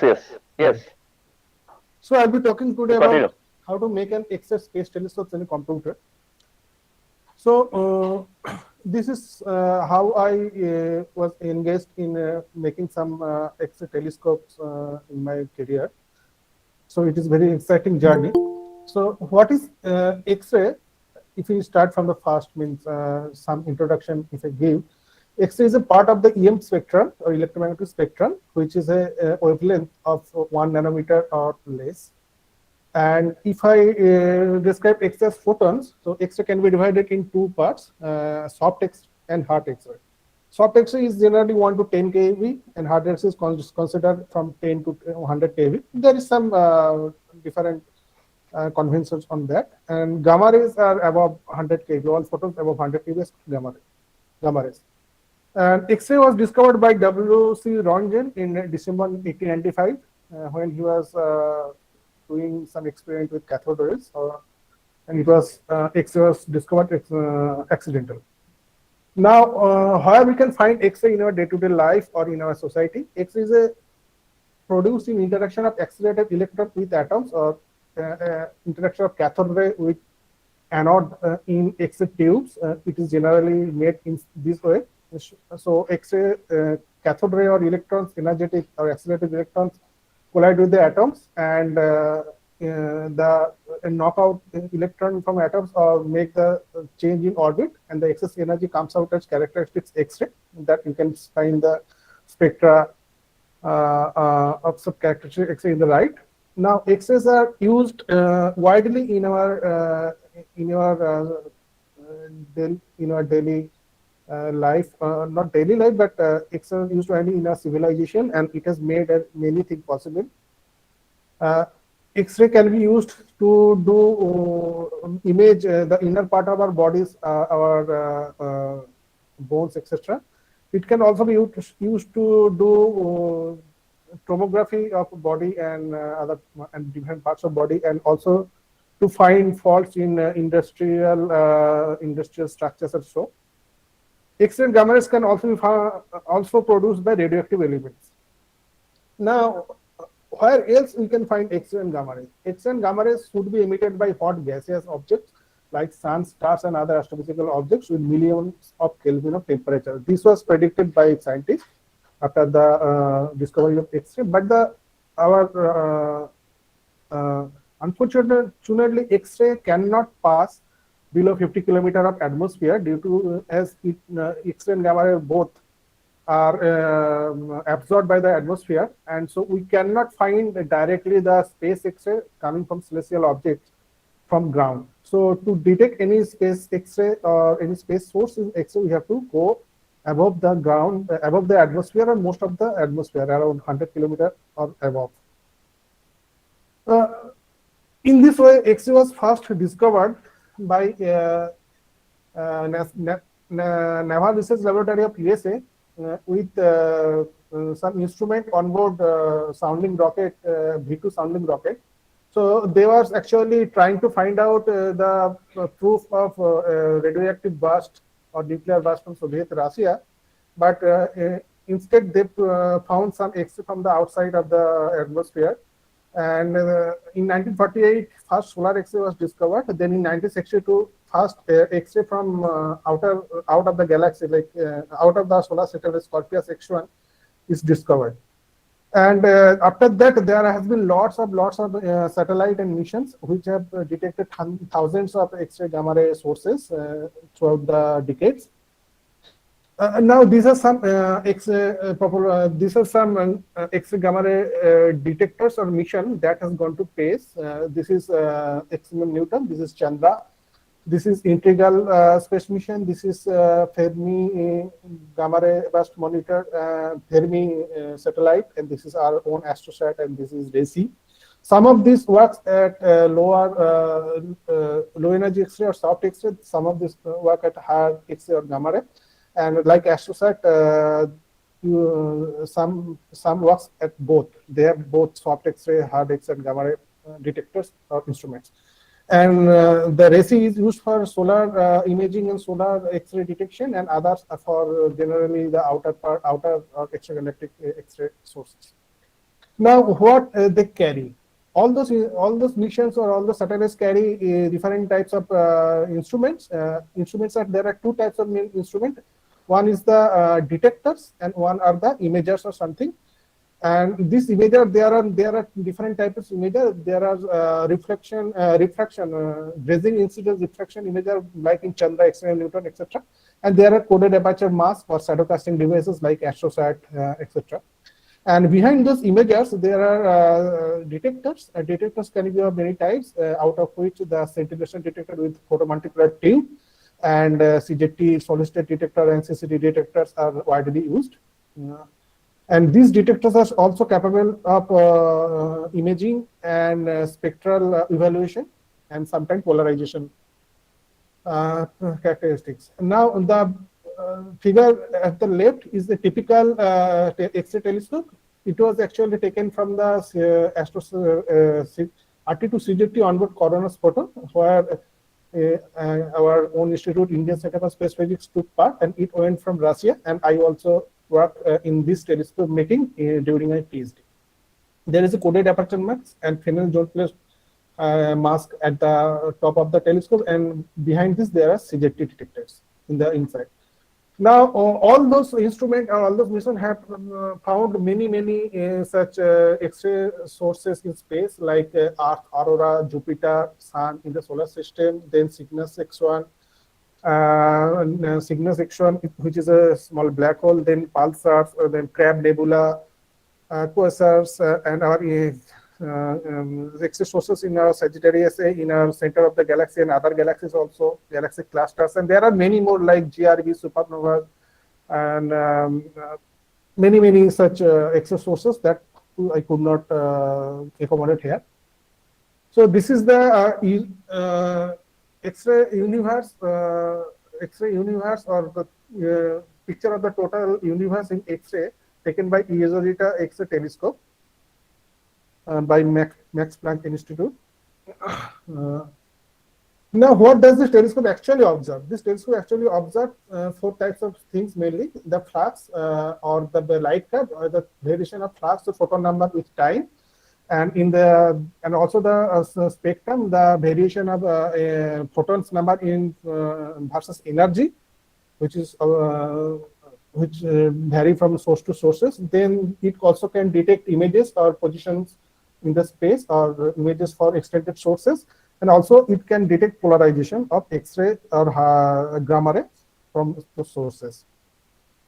All these things tells us about the physics and the structure and magnetic and fields, presence of fields in those sources. Now, a scientific space mission has three main phases. First is the conceptual study, preliminary analysis, and approval, where we have to study the actual whether it is feasible or not, and we propose and get approval from the funding agencies, etc. Then we try to design and develop the things, and there are lots of scientists come in together and try to find out how it is will be acting in space and how we will do science performances. And there are, after that, when it is done, this is launching and operation. And in both, in all of these phases, the computer simulation of satellite or instruments is very important. Now, the computer simulation of satellite or detailed computer model of the satellite is called mass model, because in this simulation we cannot include all the very fine details of the satellite, but we can accommodate all the average values and average structure, all the structures and all the part of the satellite with their average mass and density, etc. So a mass model is important for design and structure, and to evaluate the performance, whether there is background and how they will react to the background and noises, etc. And their science operation. There are many goals of science, many goals of this institute and scientific goals. And we also, from computer simulation, we try to find whether they will be able to do those. So I have worked in DAXA X-ray gamma ray space monitor and EMW counterpart searcher recently. It is a proposed mission by IIT Bombay and TIFR and IUCAN and many such institutes. And it will be, when approved, it will be going in space and will be sent by ISRO. Before that, during my PhD in 2009 to 11, I have worked on Arctic CJT onboard coronal spotting satellite, which was a Russian satellite, and it was meant to study solar flares and energetics. Now, in mass model, we used a GN4 simulation, which is a Monte Carlo simulation software, to study passage of particles through matter. It is widely used a detector simulation software and developed by CERN. It is used in all part of physics where interaction of radiation with matter is important, like high energy, astronomy, nuclear, plasma radiation, and medical physics. And in the left part is the general tree of processes of GN4 simulation package is shown. Now, first part is geometry development. In the right, I am just showing some, so it is written in C++ and we have to program in C++. And we are showing that how we develop the geometry. First, we construct a geometrical shape like box, tube, etc. Then we define materials. Then we combine the geometry, shape and material into a logical volume, and then we place them in a proper place in the satellite or instrument or inside the instrument in mother-daughter structure, which is called physical volume. And for very complicated geometry, we directly use CAD model in the geometry. Then we use physics and primary generation. All relevant physics processes like electromagnetic, high energy, and nuclear decay processes are included with GN4 physics class. Particles like photons, hadrons, leptons are generated as primary particles, falling and interacting with the materials of the geometry. And in every step of the process, GN4 automatically use statistical Monte Carlo sampling of physical processes. Now, after physical processes is carried out by GN4, sensitive detectors are defined in the instrument in the code, and it can keep track of the interaction and deposited energy and produce secondary and their energies also. Various types of histograms are made and stored for analysis. This is one such histogram for Bose versus state in a satellite made by GN4. So this is the proved mass model picture of DAXA. It shows there are 13 phases, and each of the phases consists of different types of three types of detectors: medium energy, high energy, and low energy detector. Here I am showing only the medium and low energy detectors. Medium energy detectors are blue, which is CJT detector. Low energy detector are the soft X-ray detector, which are I forgot now. So now, after making this detector and the satellite structure, what we have to do? We have to study the performance of the satellite while it is in space. Now, in space, there are lots of X-ray background or noise. There are many sources of background like cosmic ray, downward going photon, and upward going photon, means scattered photon, and a neutron, albedo, and scattered cosmic rays, etc. So these are the spectrum that is used in the simulation. And when we carried out the simulation with the detector box and the whole satellite, we get these types of results. In the right, we can see the scattered. We can see the background all the component background spectrum and the total background spectrum that can be detected by the CZT detector on board Daksha satellite, which is coming to be when integrated 10 counts per second per centi square. So if we want to have a detected source like GRB, we have to have 2 to 3 more counts in the detector per second per centi square to get a good sigma statistics. Now we have also done some scientific simulations with Daksha detectors like Compton imaging performance. So in Compton imaging, when rays pass through a detector or a metal body or something, it scatters and it is detected in another detector. And from the information of the initial and final interaction and the energy deposited energy, we can find the direction of the source, direction of the rays, and from some superposition of the all direction, we can find the actual direction of the source. Here in below, we have up in the top figure, we have shown the structure for the simulation. There are two detector plates, where one is absorber, one is receiver, or the one is scatterer, one is the absorber, and below the actual image obtained from the simulation. And after this, the reconstruction process gives us two sources. There are actually two sources very near to each other was taken to do the simulation, and it was reconstructed easily. Then during any X-ray observation, a part of the actual source, not the background, actual source reflect back from the Earth's atmosphere and goes to the spacecraft, and it produces an artifact which is called albedo, source albedo, which can hinder the actual spectrum and polarization characteristics and light curve, everything. So we have to model this in GN4, and we have to discard it from the actual data. So we have done this very minutely.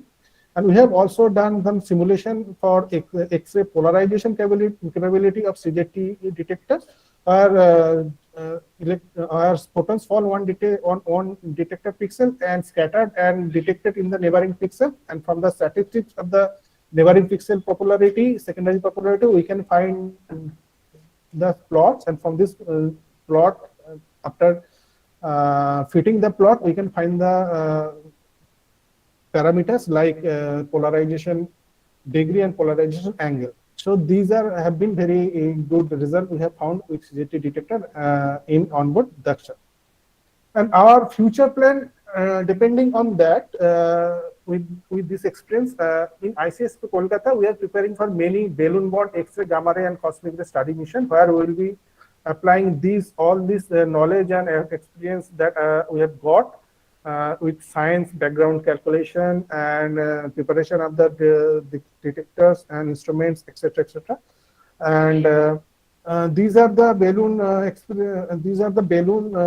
is about to be gone up by our CSP members, and these are the instrument that is used in balloon, one of the balloon experiment. And also in near future, we are also preparing projects for small satellite with X-ray gamma ray instrument. Corresponding laboratory setup is also in progress. So we are going to attack our effort of our requirement of X-ray and gamma ray space studies with both balloon borne and small satellite borne studies efforts. Okay, so this is it. Thank you.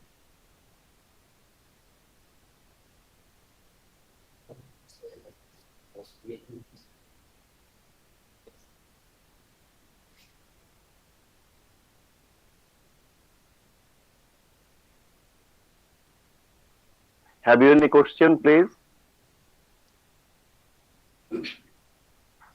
So, again, Dr. Shodha. Next, Dr. Devendra is our speaker. Devendra had his master's degree in astrophysics from Kumaon University in Nainital. He got PhD from Kumaon University also. Postdoctoral fellow in PRL, Research Laboratory, from 2016 to 17 November.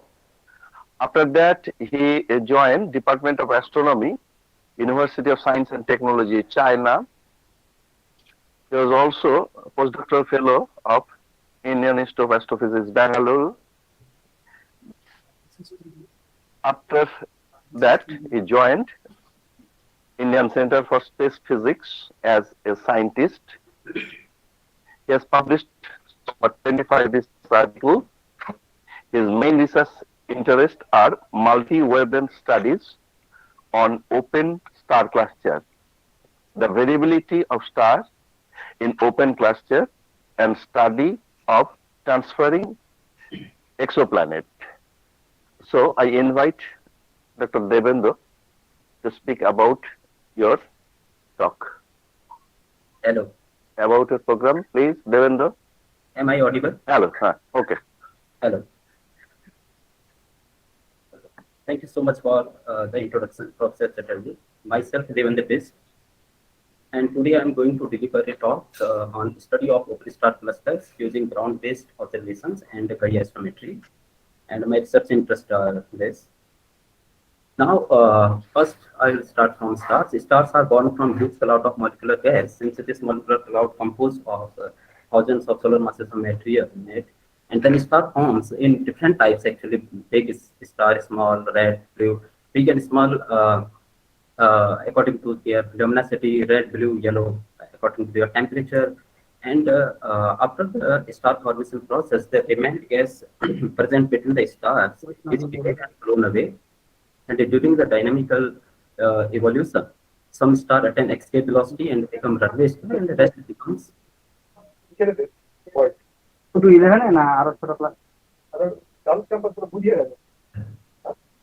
Yeah, so rest becomes part of the stellar system or clusters. So clusters are two types. Open yeah, I will first yeah. So our galaxy is the collection of large number of stars.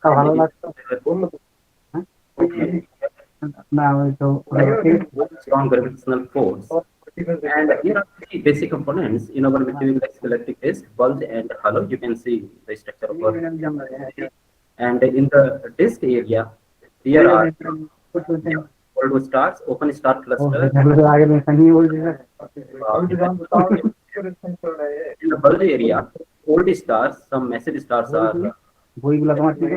In the halo, you can see those areas.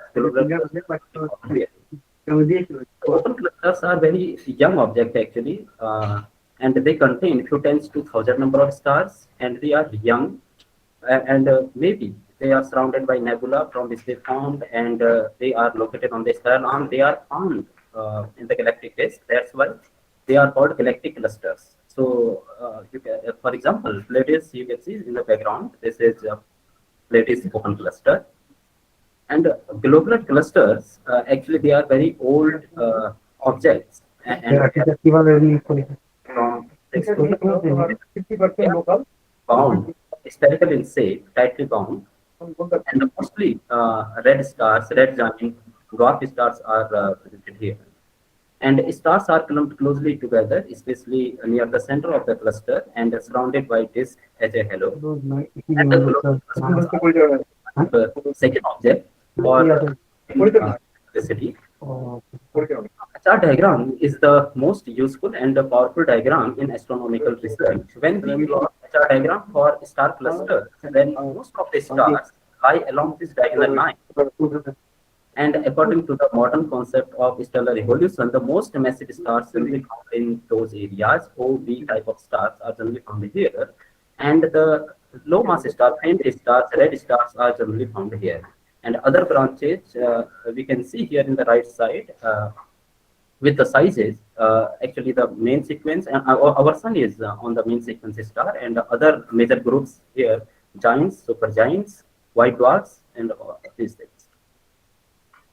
Now you can see the evolution of main sequence stars. Actually, stars spend most of their life in main sequence, and a nuclear fusion process going on.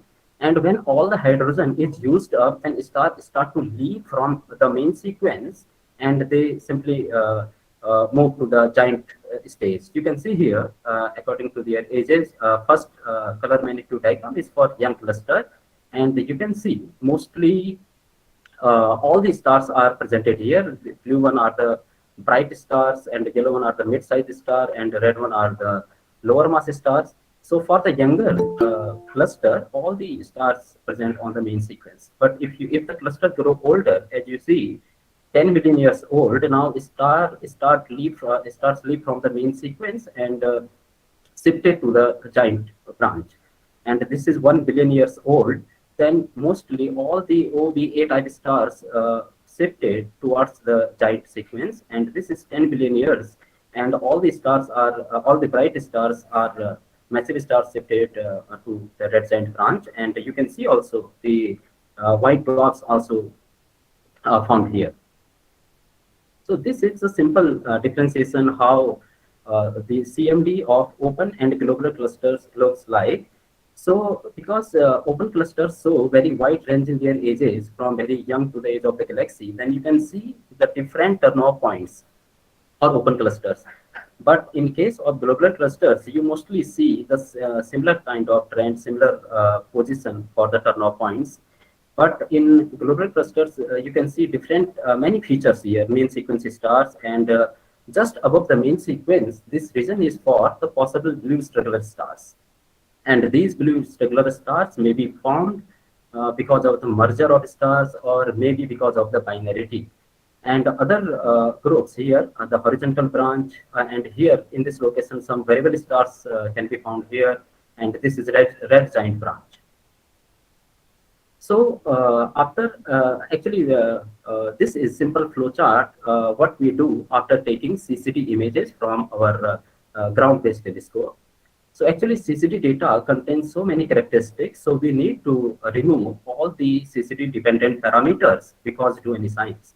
So here are some 3 steps: pre-processing, processing, and post-processing. In pre-processing, our aim is to clean the raw image, and for that we use IRF software, image reduction and analysis facility. And in the processing, our aim to get the instrumental magnitude. For that we use IRF DAO4 all-star softwares. And post-processing, our main aim to get the standard magnitude of the stars. For that we use DAO4 extraction program. So our main aim to get the standard magnitude of the stars which we observe from the CCD. And this is actually Gaia recently released the 3rd full data set on 13 June 2022. And in Gaia data, we have the astrometric measurements, means position, proper motion, and distance for stars, and photometry. For here we can see many parameters: brightness, age, metallicity, and all these in color. And for spectroscopy, there are radial velocity measurements for plenty of stars also. So our aim, actually what we have done here, we combine the ground-based observations, this and this. After combining these 2 observations, we estimated the fundamental parameters of star clusters and some other analysis. Now, proper motion and parallax. Actually, star as seen from the center mass of the solar system, you can see star changes its position. So proper motion is very important to find the true space motion of stars. Basically, the space velocity of every star depends on the 2 components: the transverse velocity and the radial velocity. So we can estimate transverse velocity using proper motion data, and for the radial velocity, we can estimate it from our spectroscopic observations, or in Gaia data, we have radial velocity measurements for plenty of stars. And this is the image of Barnard star, which have maximum proper motion. So you can see how this star is changing its position. So this is the zoomed version of this star. And the parallax, using the parallax, actually, if you see, if you observe every star from the ground-based observations in different times in the month of January and in the month of July, so definitely you will see there is some change in apparent position of star. So this angle, actually what we call the parallax angle, and this parallax angle is very helpful to find the distance of this object. And if you see some closer star, so the parallax angle will increase according to that. So membership probability, why it is so important? Actually, open clusters generally found in the galactic plane, galactic disk, the most populated area. So there are the field stars generally contaminated towards the center end. You can see this is color magnitude diagram for one object. And if you see in the center region, there are many contamination of field region stars. So it's very important to remove all these field stars from the main sequence to find the reliable fundamental parameters of clusters. So we estimated membership probability. We have used the method given by Balaguer-Norris method. This is a mathematical tool. And according to this method, every star can be classified into two different distributions, cluster star distribution, and this is for field star distributions. So where the notations have their usual meanings, mu xi, mu yi are the proper motion of particular star, mu xc, mu ic are the mean value of proper motion, and sigma c is the dispersion, epsilon xi, epsilon y are the corresponding error on the proper motion. So all the parameters have their usual meanings. And the total distribution function is this, NC into phi CV plus NF into phi FV, where NC and NF are the normalized number of clustered stars and field region stars. And the total membership probability of particular star is simply phi Ci divided by phi I. Phi Ci is the total cluster distribution, and phi I is the total distribution. So using this method, we estimated membership probability, and as you can see, how we have separated all the field vision stars from the cluster sequence. The black one are the field vision stars which have membership probability below 50%, and the red one are the probable members. Yeah. So radial density profile, radius is most important parameter to find to obtain the reliable cluster fundamental parameters. And for the estimation of radius, what we do, we simply draw so many concentric circles. Like here we have drawn just two circles here. So like these circles, we simply draw so many concentric circles, and then we estimate density in each annulus using this simple formula, number divided by area. And after the estimation of density, we can simply plot radius versus density. So, and we have also plotted King model to our radial density profile to find the structural parameter of the clusters. According to this model, three parameters are required to understand the cluster's properties: the tidal radius, the pore radius, and the richness factor. Pore radius means where the central density becomes half. So this distance is this is the cluster distance, and this is pore radius, this point. So here the central density becomes half. And one more thing, actually, when we plot this radial distribution profile, we see the exponentially decay on the density with radius, and after this certain point, we see the cluster density merge into field stars density. This started the flatness after this certain point. So this point, we simply consider the radius of the cluster.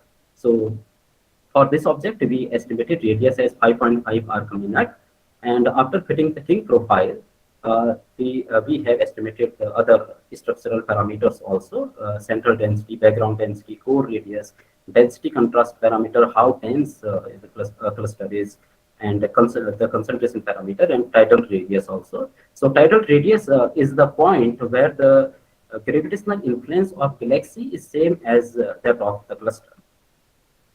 Rattling is the important parameter to understand the intrinsic properties of cluster stars. Rattling occurs because of absorption and scattering of starlight in the interstellar medium by the dust particles.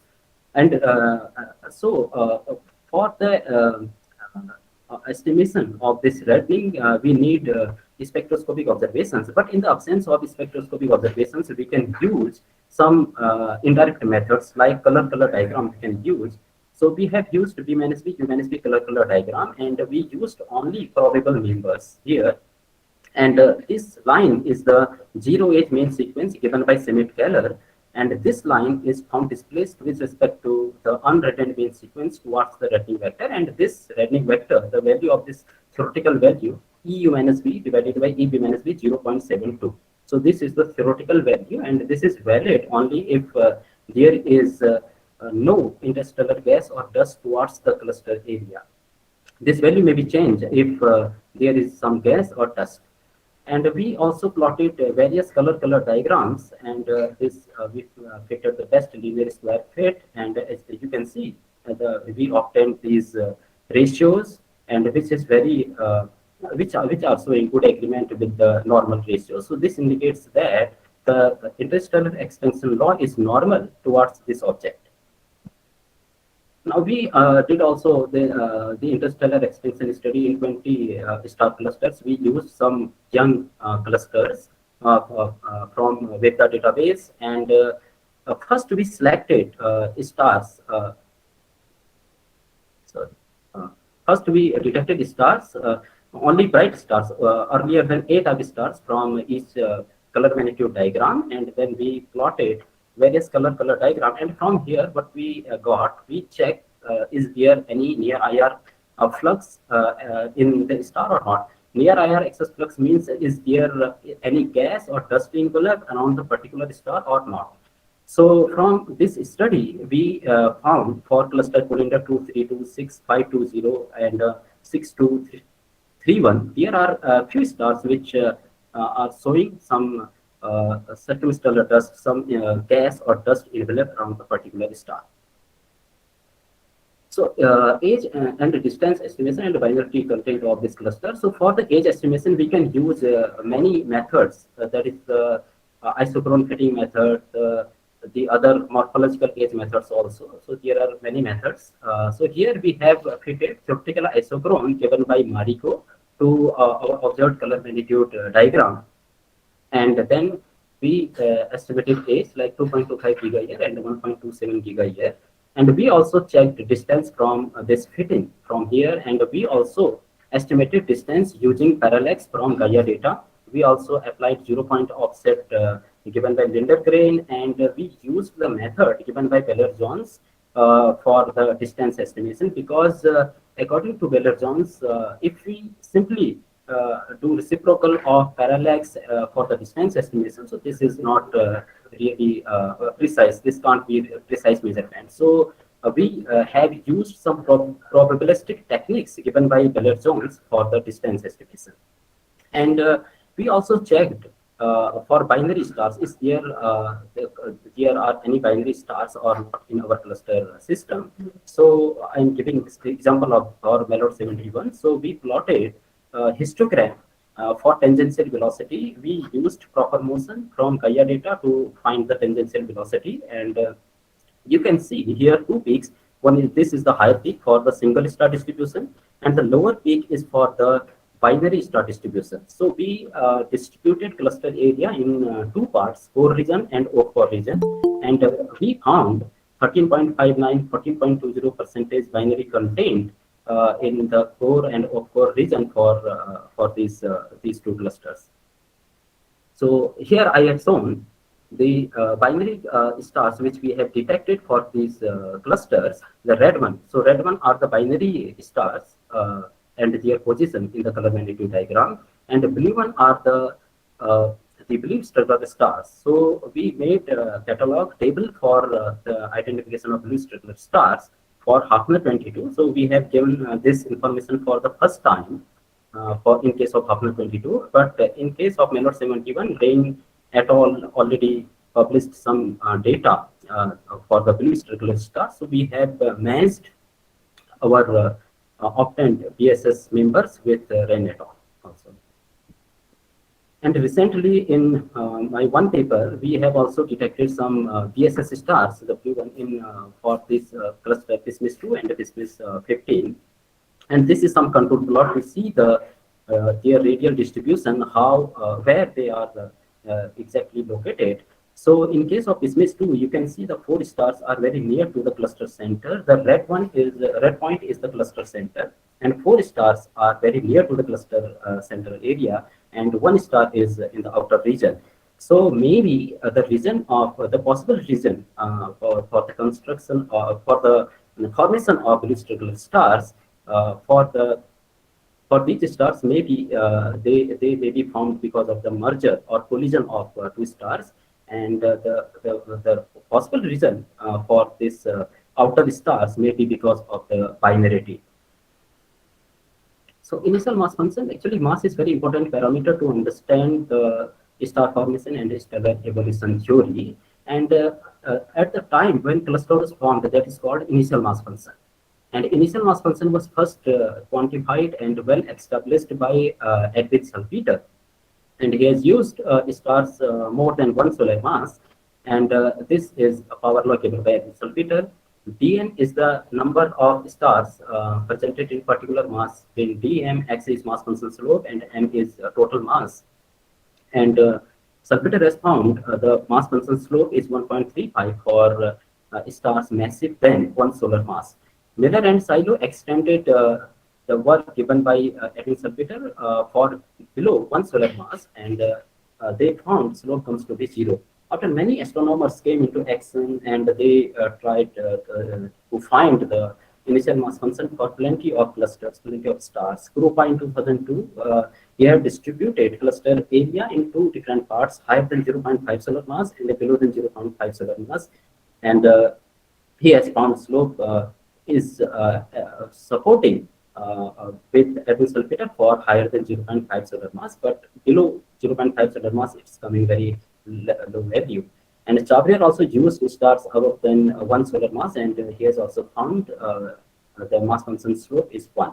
So the problem is the distribution of stars. Actually, for the massive stars, the distribution of stars is okay. Above 0.5 solar mass stars, the stars showing good agreement with Edwin Salpeter, but below 0.5 solar mass star, the clusters or stars not showing good agreement with this, and showing the different slopes in different regions. So the main question arises here: is the initial mass function is universal or depend on environment to environment of a Milky Way galaxy, or depends on cluster to cluster? So this is also one of my aim to use massive clusters as well as the lower mass, the faint clusters, to see the distribution of stars from massive to faint one, and to get what distribution we simply get.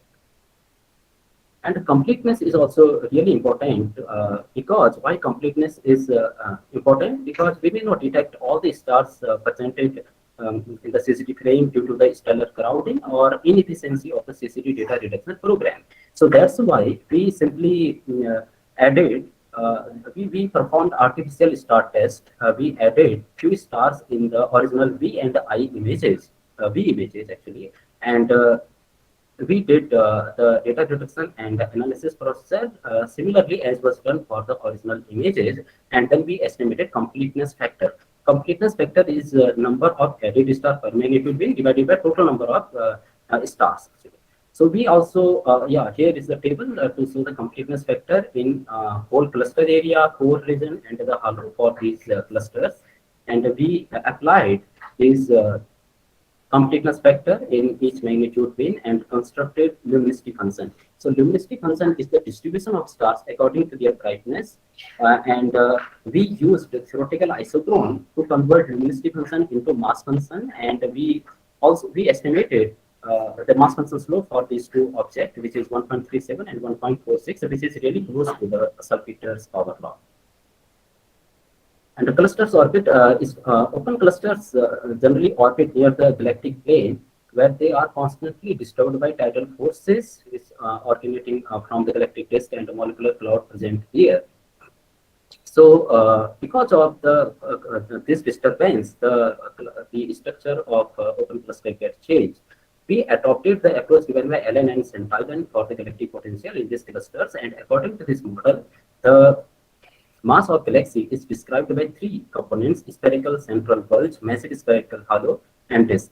So recently, Bachkova, Bobilev, they refined these parameters. So we used this method, and these are the gravitational potential equations.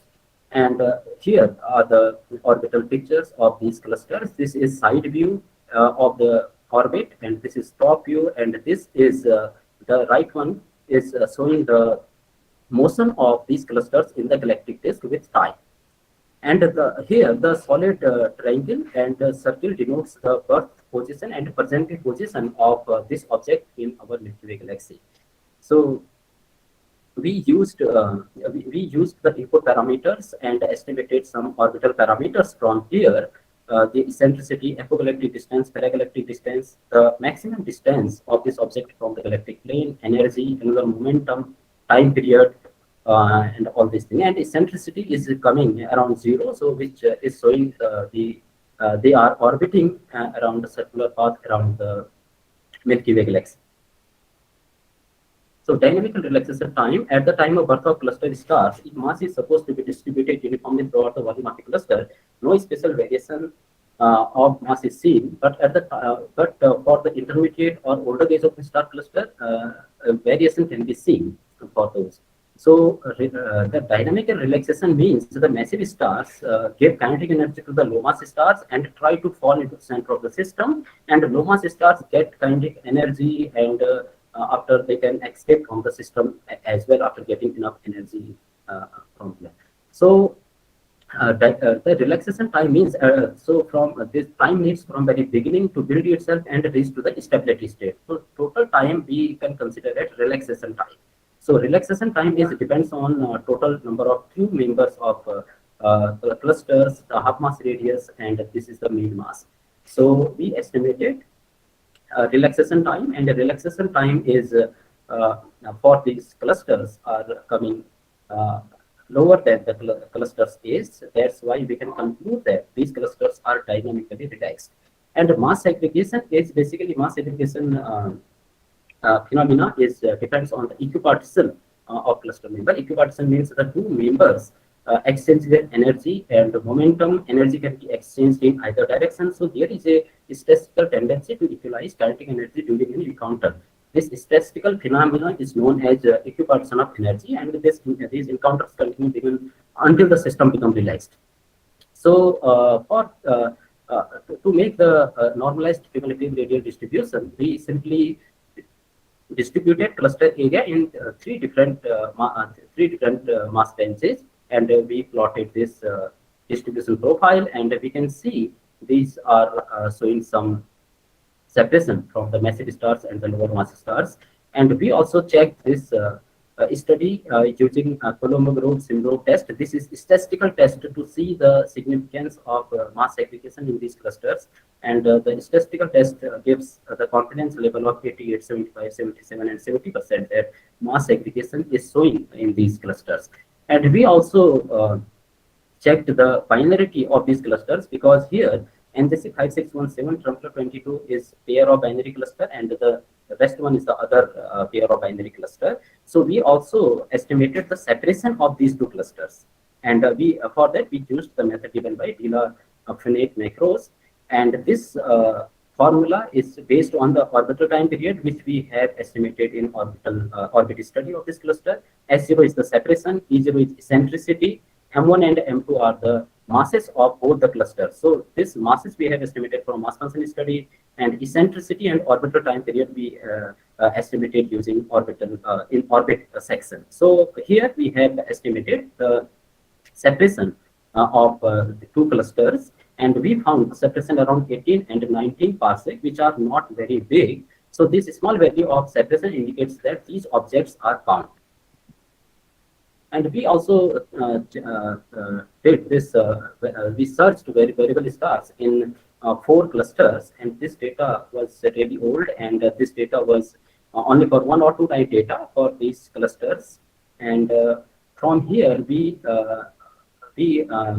found some 11 variable, some 19 variable stars from here, and this is the light curves you can see, and we also fitted best fitted sine curve to the these plotted light curves, and we estimated the periodicity of these variable stars, which in the range of 0.13 to 0.43 days. And we found some variables, delta Scuti type variable stars and W UMA type variable stars from here. But our main aim is to use observing facility at ICSP, the 24-inch optical telescope. We will we will observe time series data for these clusters, also many more clusters, to see the exact information of variability in open clusters, because we need a time series observations of many nights.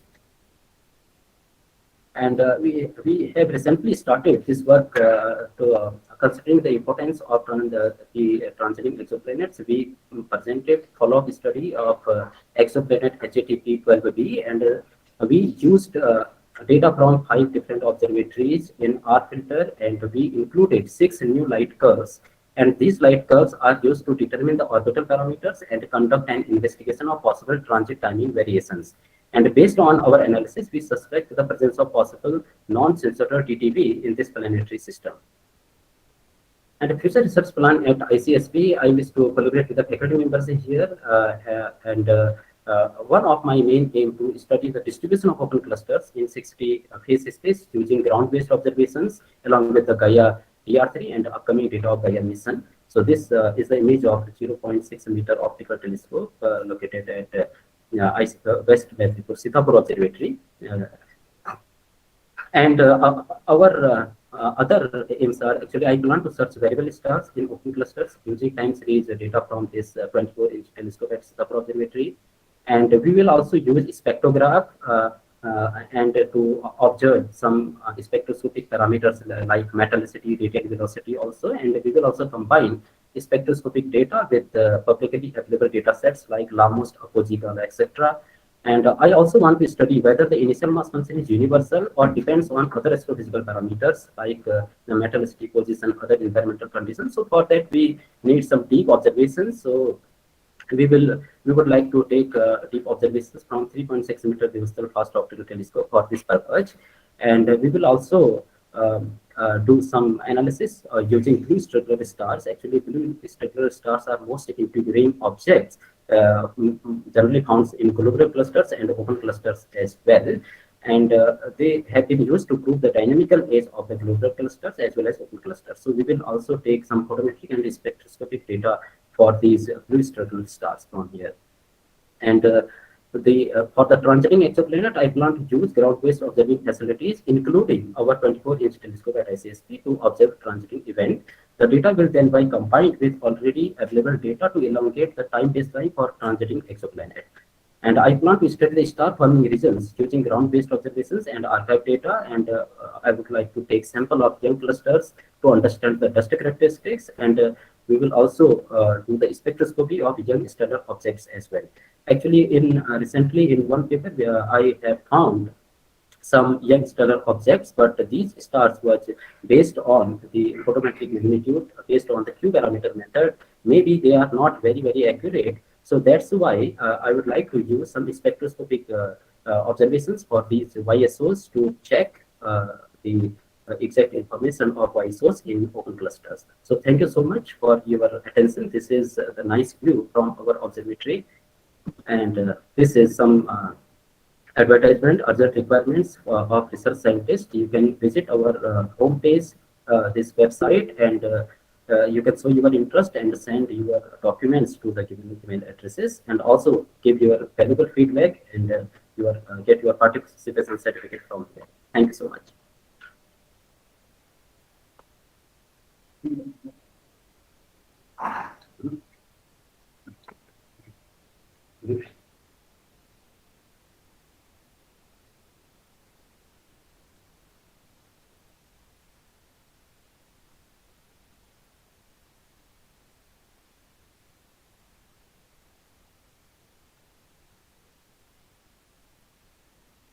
Hello.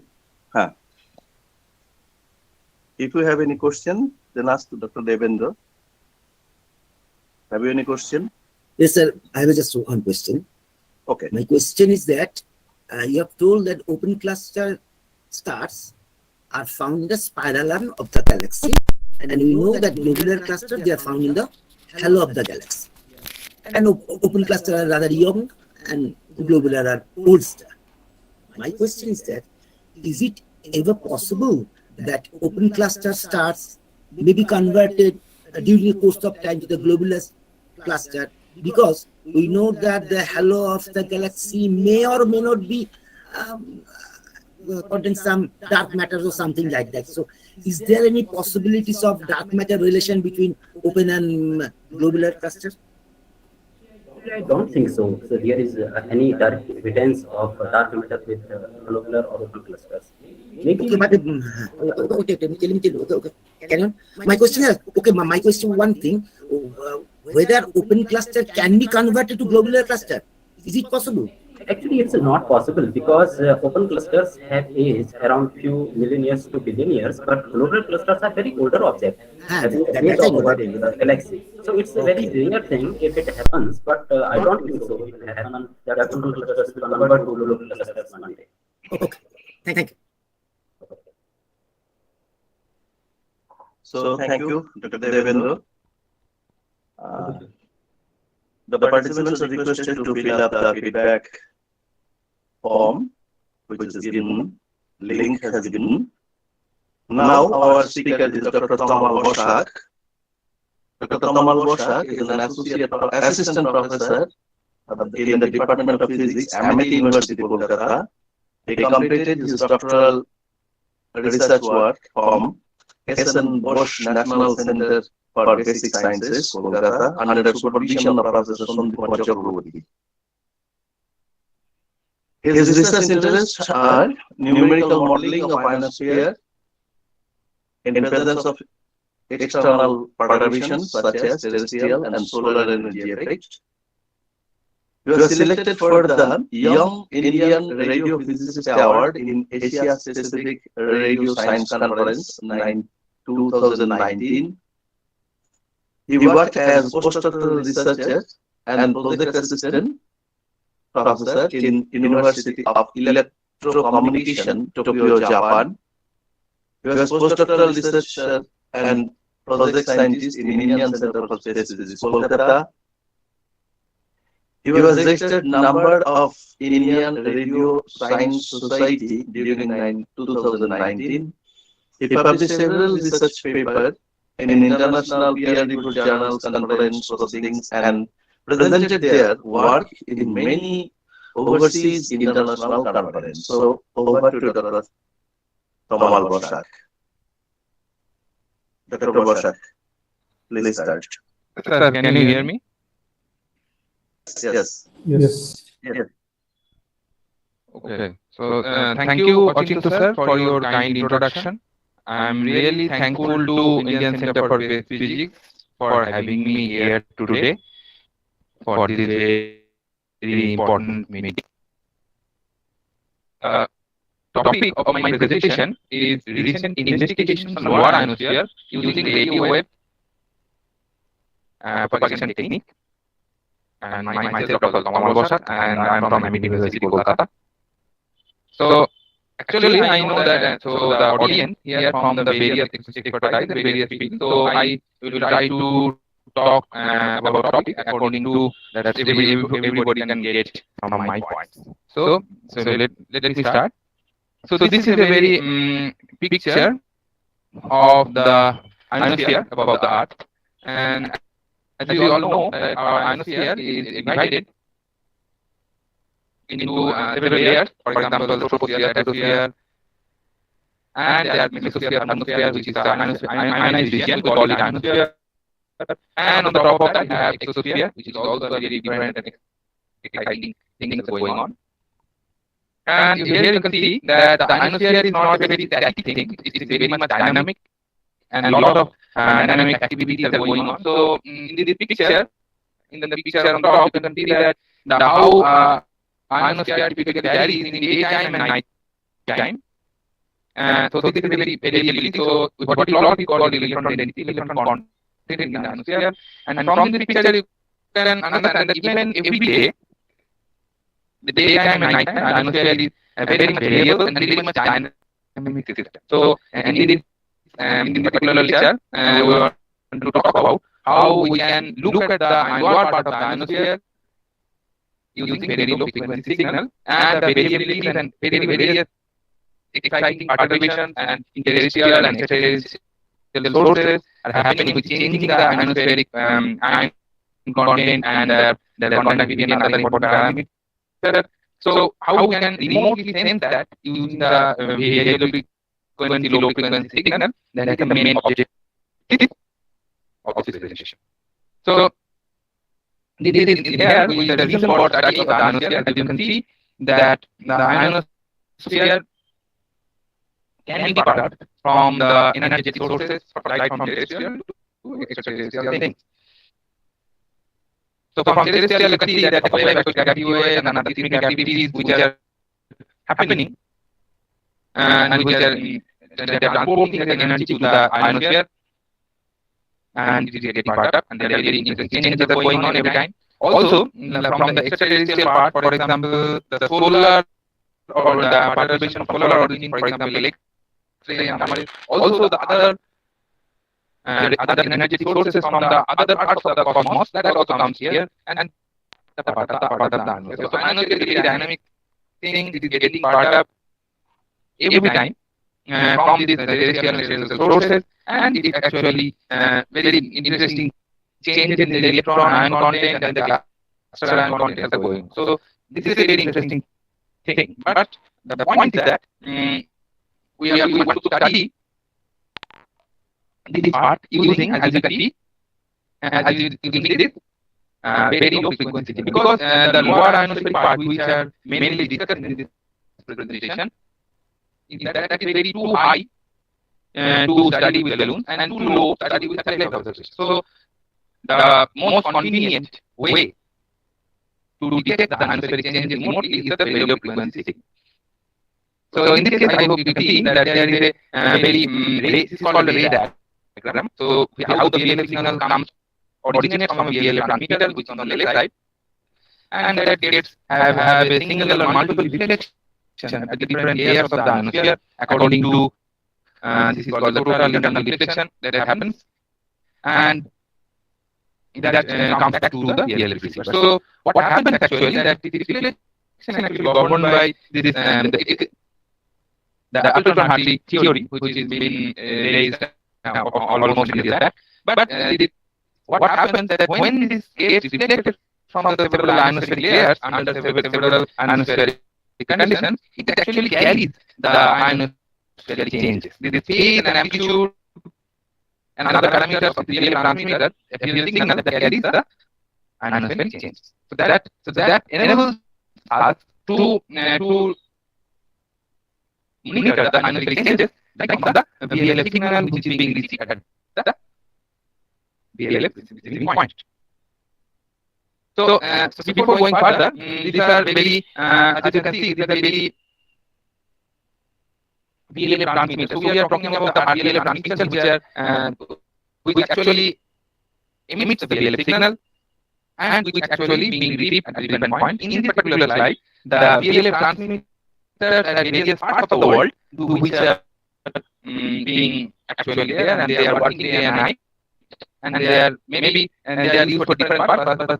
But the VLF transmitters and the sub-ionospheric VLF propagation is very much useful for studying the ionosphere. And as you can see, that three particular transmitters we have located, we have indicated through arrows. This is just because that in our region, in India or in Kolkata or at Icsb, so these signals comes very much prominent, and there are already been a lot of studies and have already been performed through the VLF signals, which is coming from this particular transmitter. Also the other transmitters are obviously there, but these first transmitter signals are mostly used to study the lower ionosphere over, for example, over India and over the lower latitude regions across India.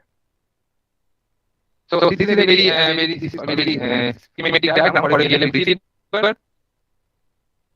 So the VLF also that this is a consist of antenna and VLF receiver and the storage media where the signal is being stored for continuing non-stop process. So for 24 hours, day and night. So this is being recorded. Also, one thing I would mention that this is a very inexpensive thing for VLF receiver, and also the VLF research to study the ionosphere is also a very economic and inexpensive thing. And just from this we can get really deep information about the lower ionospheric changes, which is very inexpensive compared to the satellite missions or other missions. So this is very inexpensive and very efficient way to look at the ionosphere. Okay, so these are basically like the VLX receiving stations, where some large scientific groups worldwide which are working on VLF ionosphere, and also these are very just a few of them have picked up, and also like Calcutta, like our Icsb is also included, and different parts of the ionosphere at different latitudes and different longitudes that are being studied at different receiving stations worldwide. So this is at a glance has been shown in this picture. Okay, now this is a called a typical VLF network. This is just for example I have taken. For example, you can see that the PX VLF transmitter is there and WC VLF transmitter is there, and also like other VLF receiving points are there. So this is a typical example of like how the VLF signal is being received over the different VLF propagation paths, and this is being monitored from the simultaneous observation over multiple VLF signal propagation paths. So also in this picture, as you can see that IERC Icsb station, which is belongs to ICF, is also shown in this presentation. So I hope you understand that here we can see that the ionosphere over this particular propagation path is shown here, and this is through this studying the propagation we can study the ionospheric part of the ionosphere over this particular propagation path.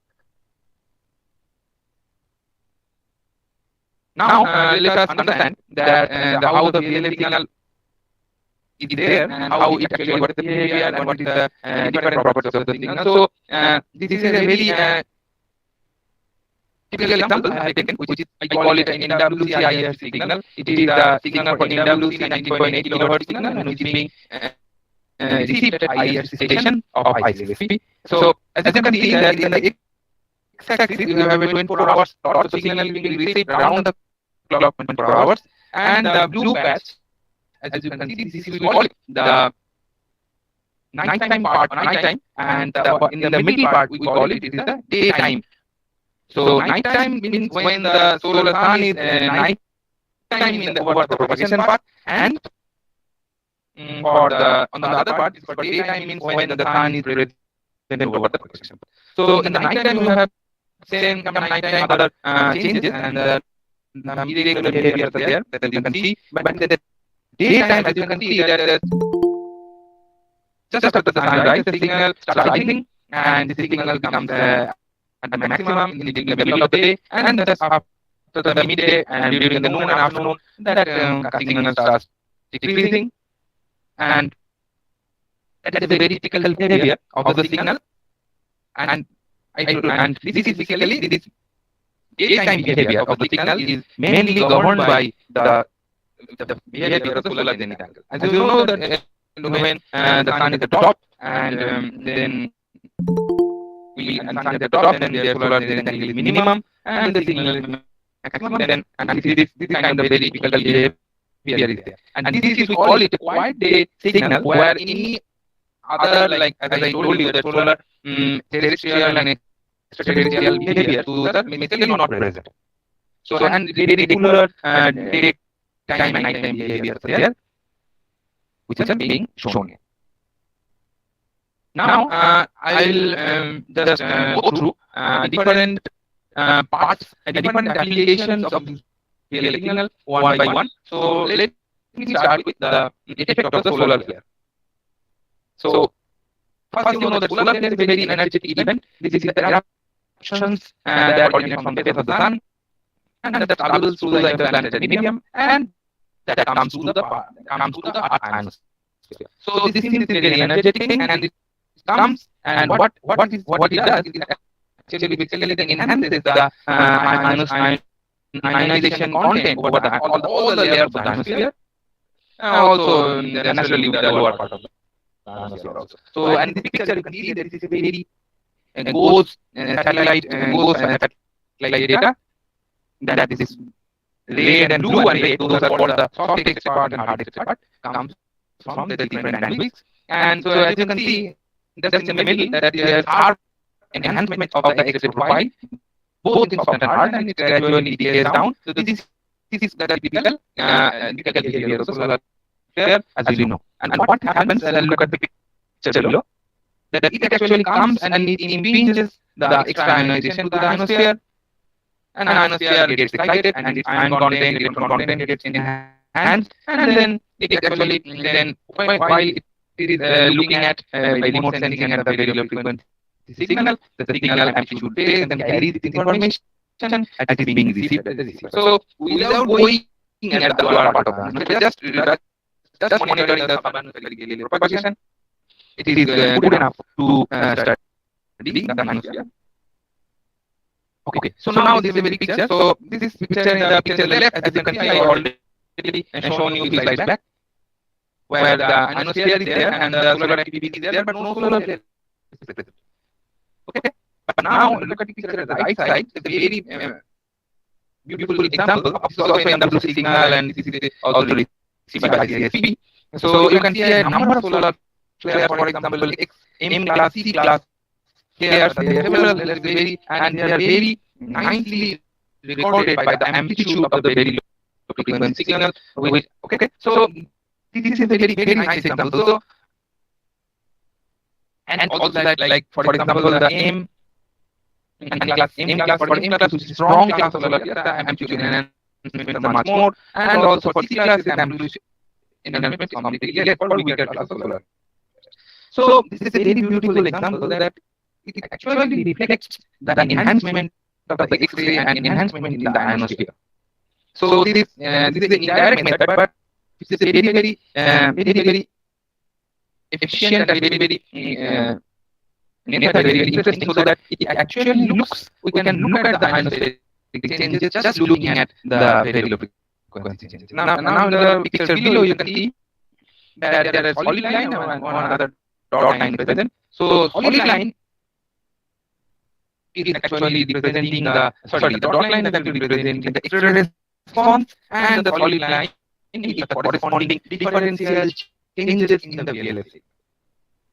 So this actually tells you that how much efficient this method is, that this actually can detect the changes X-ray as the X-ray signals are going on. So this is VLSI signal enables us to look at the ionospheric changes or the X-ray profile or those things just from the VLSI signal observation. So this is another alternate method. Even for example, even the X-ray profile of the X-ray profile of solar flare is not readily available. Then just looking at this VLSI signal and studying these changes, we can actually look at the ionospheric changes as well as the X-ray profile. So from this, I hope you can understand the efficiency of this method. Now these are very typical results that from just we have some numerical modeling and theoretical techniques, and which I am not going into details for this case. It's a very technical thing. So from where we can actually compute the electron density, as you can see in the picture, electron density profile over the lower ionosphere, and so we can actually calculate them.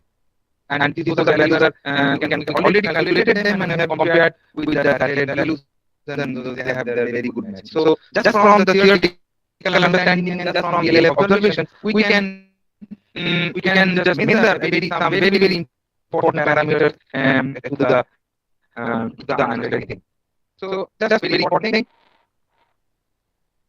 Okay, now this is the first of all I talked about the solar flares and their detection. So now I move on to another topic, which is called, you already know, this is called the solar decay. So solar, you know that solar decay is a thing, an astrophysical phenomenon, but as you can see that the solar disk is obscured by lunar disk. So there are several types of solar decay that happen, which is called the total solar decay, when the solar disk is completely covered by the lunar disk, and there is some annular solar decay, where as you can see that the outer part of the solar disk, you can see, and the very interesting phenomena called the diamond ring, also that there is also.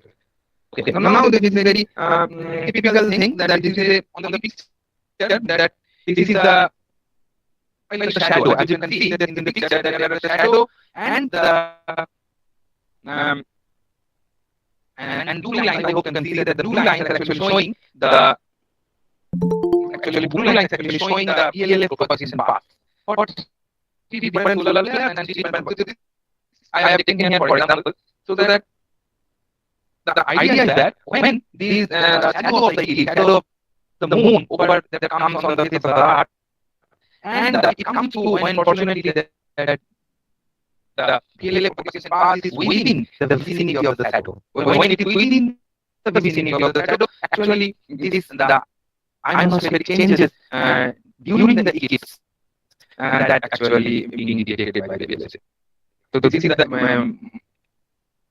technical efficiency. Also in the picture below, I hope you can see that this is the VLF from transmitter to the receiver. A critical example I have taken just to show you. And this is in a y-axis plotted time, and the time changes of the this is called the obscuration factor, like how much part of the solar disk is actually being covered by the lunar disk. So this part is being shown, and corresponding the changes, differential changes in the VLSI signal that you can see. Like for example, let me go back to the solar layer. Solar layer is an enhancement of the solar ionization over the ionosphere, and this is the effects are being there in the ionosphere. On the opposite, for the eclipse, what happens is that as the solar disk is being obscured by the lunar disk, temporarily the solar radiation coming to the ionosphere that gets reduced. So like as if, for example, a partial nighttime kind of situation happens to the ionosphere during for the duration of the solar eclipse, and that is being observed very nice. So this is I have shown here. Now this is I'm not going into much detail, but this is as you can see that this is a very the VLSI signals which is also being received by Icsb and at different receiving locations and at different receiving stations, for example, Kolkata, Malda, Raiganj, and Kathmandu. And for this example, in the box you can see that there are the changes, blue lines are black. I hope you can see that there are the changes in the ionosphere that you can actually observe the change in the ionosphere. And also, like this is a very important paper published years back, where the actually the eclipse was happened in 2009, July 2009, and that was the shadow. Main part of the shadow was just crossed in India, so all the propagation paths were an Icsb conducted an campaign, and rigorous campaign across the in India, entire continent, and there is part of the. So this is a very interesting observation. And also, just for an example, I will have taken one electron density change. The picture below, I hope you can see. The color bar we have plotted electron density, how the electron density is being actually being reduced to time, and during the minimum, during the peak of the eclipse, and then it comes back. So this is the result of the rigorous numerical modeling and theoretical and which I am not going into detail. Also, this is another example which is another very interesting annular solar eclipse happened in January 2010, and Icsb has conducted a very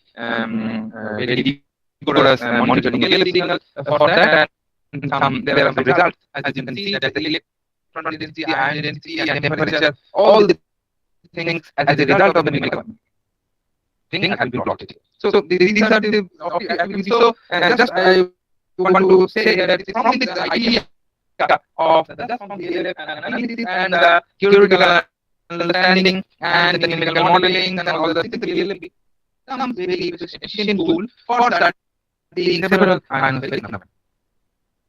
Okay, now I am just very quickly go through this is another part result for annular solar eclipse where the satellite observations as well as the VLF observations are there. So we can see that there the observations actually they go hand in hand. So whenever during the any solar eclipse or the satellite or other this observation are not available, only using the VLF we can look at the ionospheric changes and we can study the very minute features which are going on in the lower ionosphere during eclipse.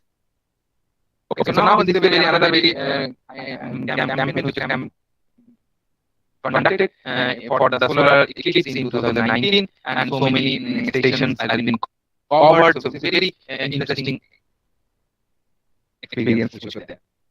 Okay, now I'm going into some very quickly that there are some theses for this eclipse and solar eclipse and solar yeah, those are like related sun. Now we are very quickly go through that how this the terrestrial disturbances that can change the atmosphere and that can actually detect can be detected by BL. So these are very technical details of the details of such atmospheric changes like the details these are related to topics which I am not going into detail. So these are like the it's called the acoustic gravity mechanism through which the terrestrial or the earth related or the energy that actually propagate goes up and moves to the atmospheric plasma, and that also creates some changes in the atmosphere, and that also BLS is also able to detect.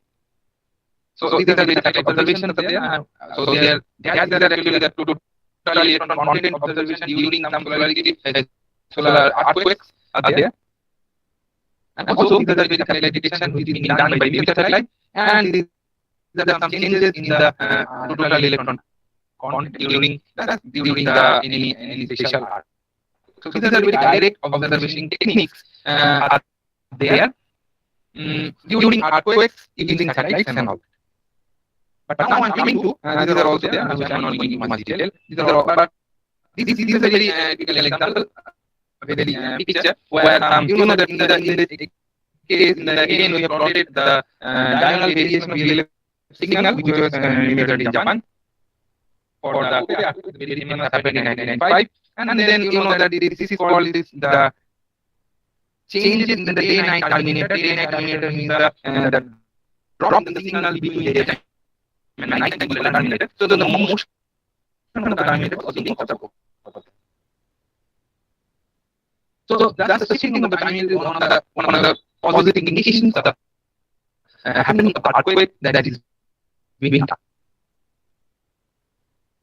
So now the interesting part is that this single observation also I see has done, and we have published this in a very report, for example, the Honshu earthquake and Nebular earthquake. So these are the results. So similar that we were provided in the one. Also for the first earthquake, like the Honshu earthquake and Nepal, we have observed the shifting of the shifting from the shifting of the terminator, which is an area of indication. So not only the solar and terrestrial thing, for the theoretical things, the VLF signal monitoring, regular system monitoring, and be a very good thing, very good understanding for the analysis of the seismic events across the vicinity of the VLF signal process. So this is the thing. Now the very big and another thing for now in the second for the years using the machine learning approach for the VLF, where machine learning is like artificial intelligence, artificial technique where several actually in the left side several geophysical parameters there. For example, like also like the related density. For example, solar generation angle. For example, the 10.7 index, also the index. So there are several inputs that we actually, from the point of view, the very controlling factors for the galaxy. So point is that using this, we have started using this, we can actually through because new modeling or the prediction of the variation over the several VLF stations or several VLF stations. So this is a new approach using now and it is also very interesting result regarding what we will discuss. For example, solar eclipse, other things. Those are basically that will be entire mission there, and that is a very good dimension of the scientific research which is came up opening up the research will open the new horizons for this real and physics. So enormous amount of research opportunities, research opportunities there to what that and also the thinking and process and in progress. So that's very interesting thing coming up. So now I close to the my definition of meditation and this is a very like the last slide where as you can see that everything I try to put it in a thing like systematic. Like for example, like this event also the driving waves, also like the Mama river and area, other possibilities coming up, and they are constantly bombarded over the Lord atmosphere and this atmosphere and it is being disturbed for several reasons. So just look at it, look at it, to do any good research on that. One of the most changing methods is the low frequency processing. So we can look at. So now just there are also like this is not complicated. So this is just a very summary of that. And this can be done for systematic calculation worldwide for the transmitter locations. Simultaneous of the one component. You're telling you the radio propagation code and the other is very important. Also now machine learning and to a new approach. So this is not completely technical, but I try to do a very small one how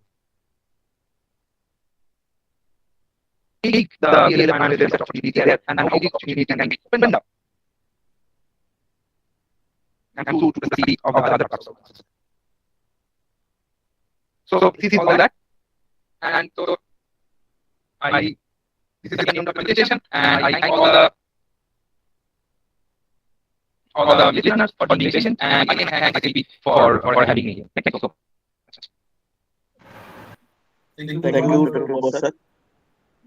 If you have any question, then ask to Dr. Bosak, please. And already we have shared the participants certificate, the link. Please fill up the certificate. Fill up the certificate Google form or participant to get the participant certificate. Okay. Ashish. Yeah. Thank you for this. Now I would like to invite Professor Radial to Ashish, can you be a little bit louder? yeah, actually, now I would like to invite Professor Radial for vote of thanks for this symposium. Thank you, Ashish. Very good time we have spent with a large number of participants. So I have to thanks first of all the speakers who delivered interesting topics in different parts of astrophysics and atmospheric physics. And also, I must convey my heartiest thanks to the participants for attending this symposium. I hope you will be present all of our next symposium or seminars. It will be very grateful to us if you attend all the seminars. Thank you.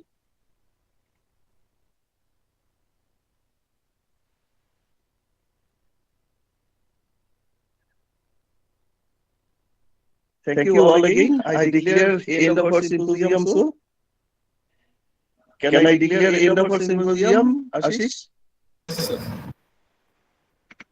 Okay. So, thank you again all. Everyone can lift. Hope we will see you next symposium or seminar again. Thank you. Okay, Ejector, thank you very much. It was a great thing. I hope we will be conducting the seminars every month. Okay. Okay. I thank everybody. I have expected more participation and a little bit less technical jargons. So we will make it more dilute next time, a little more dilute, so that people hang around. I see that half of the people left from the beginning to the end. I think we have to worry about it. Why that happened? And okay, thank you all.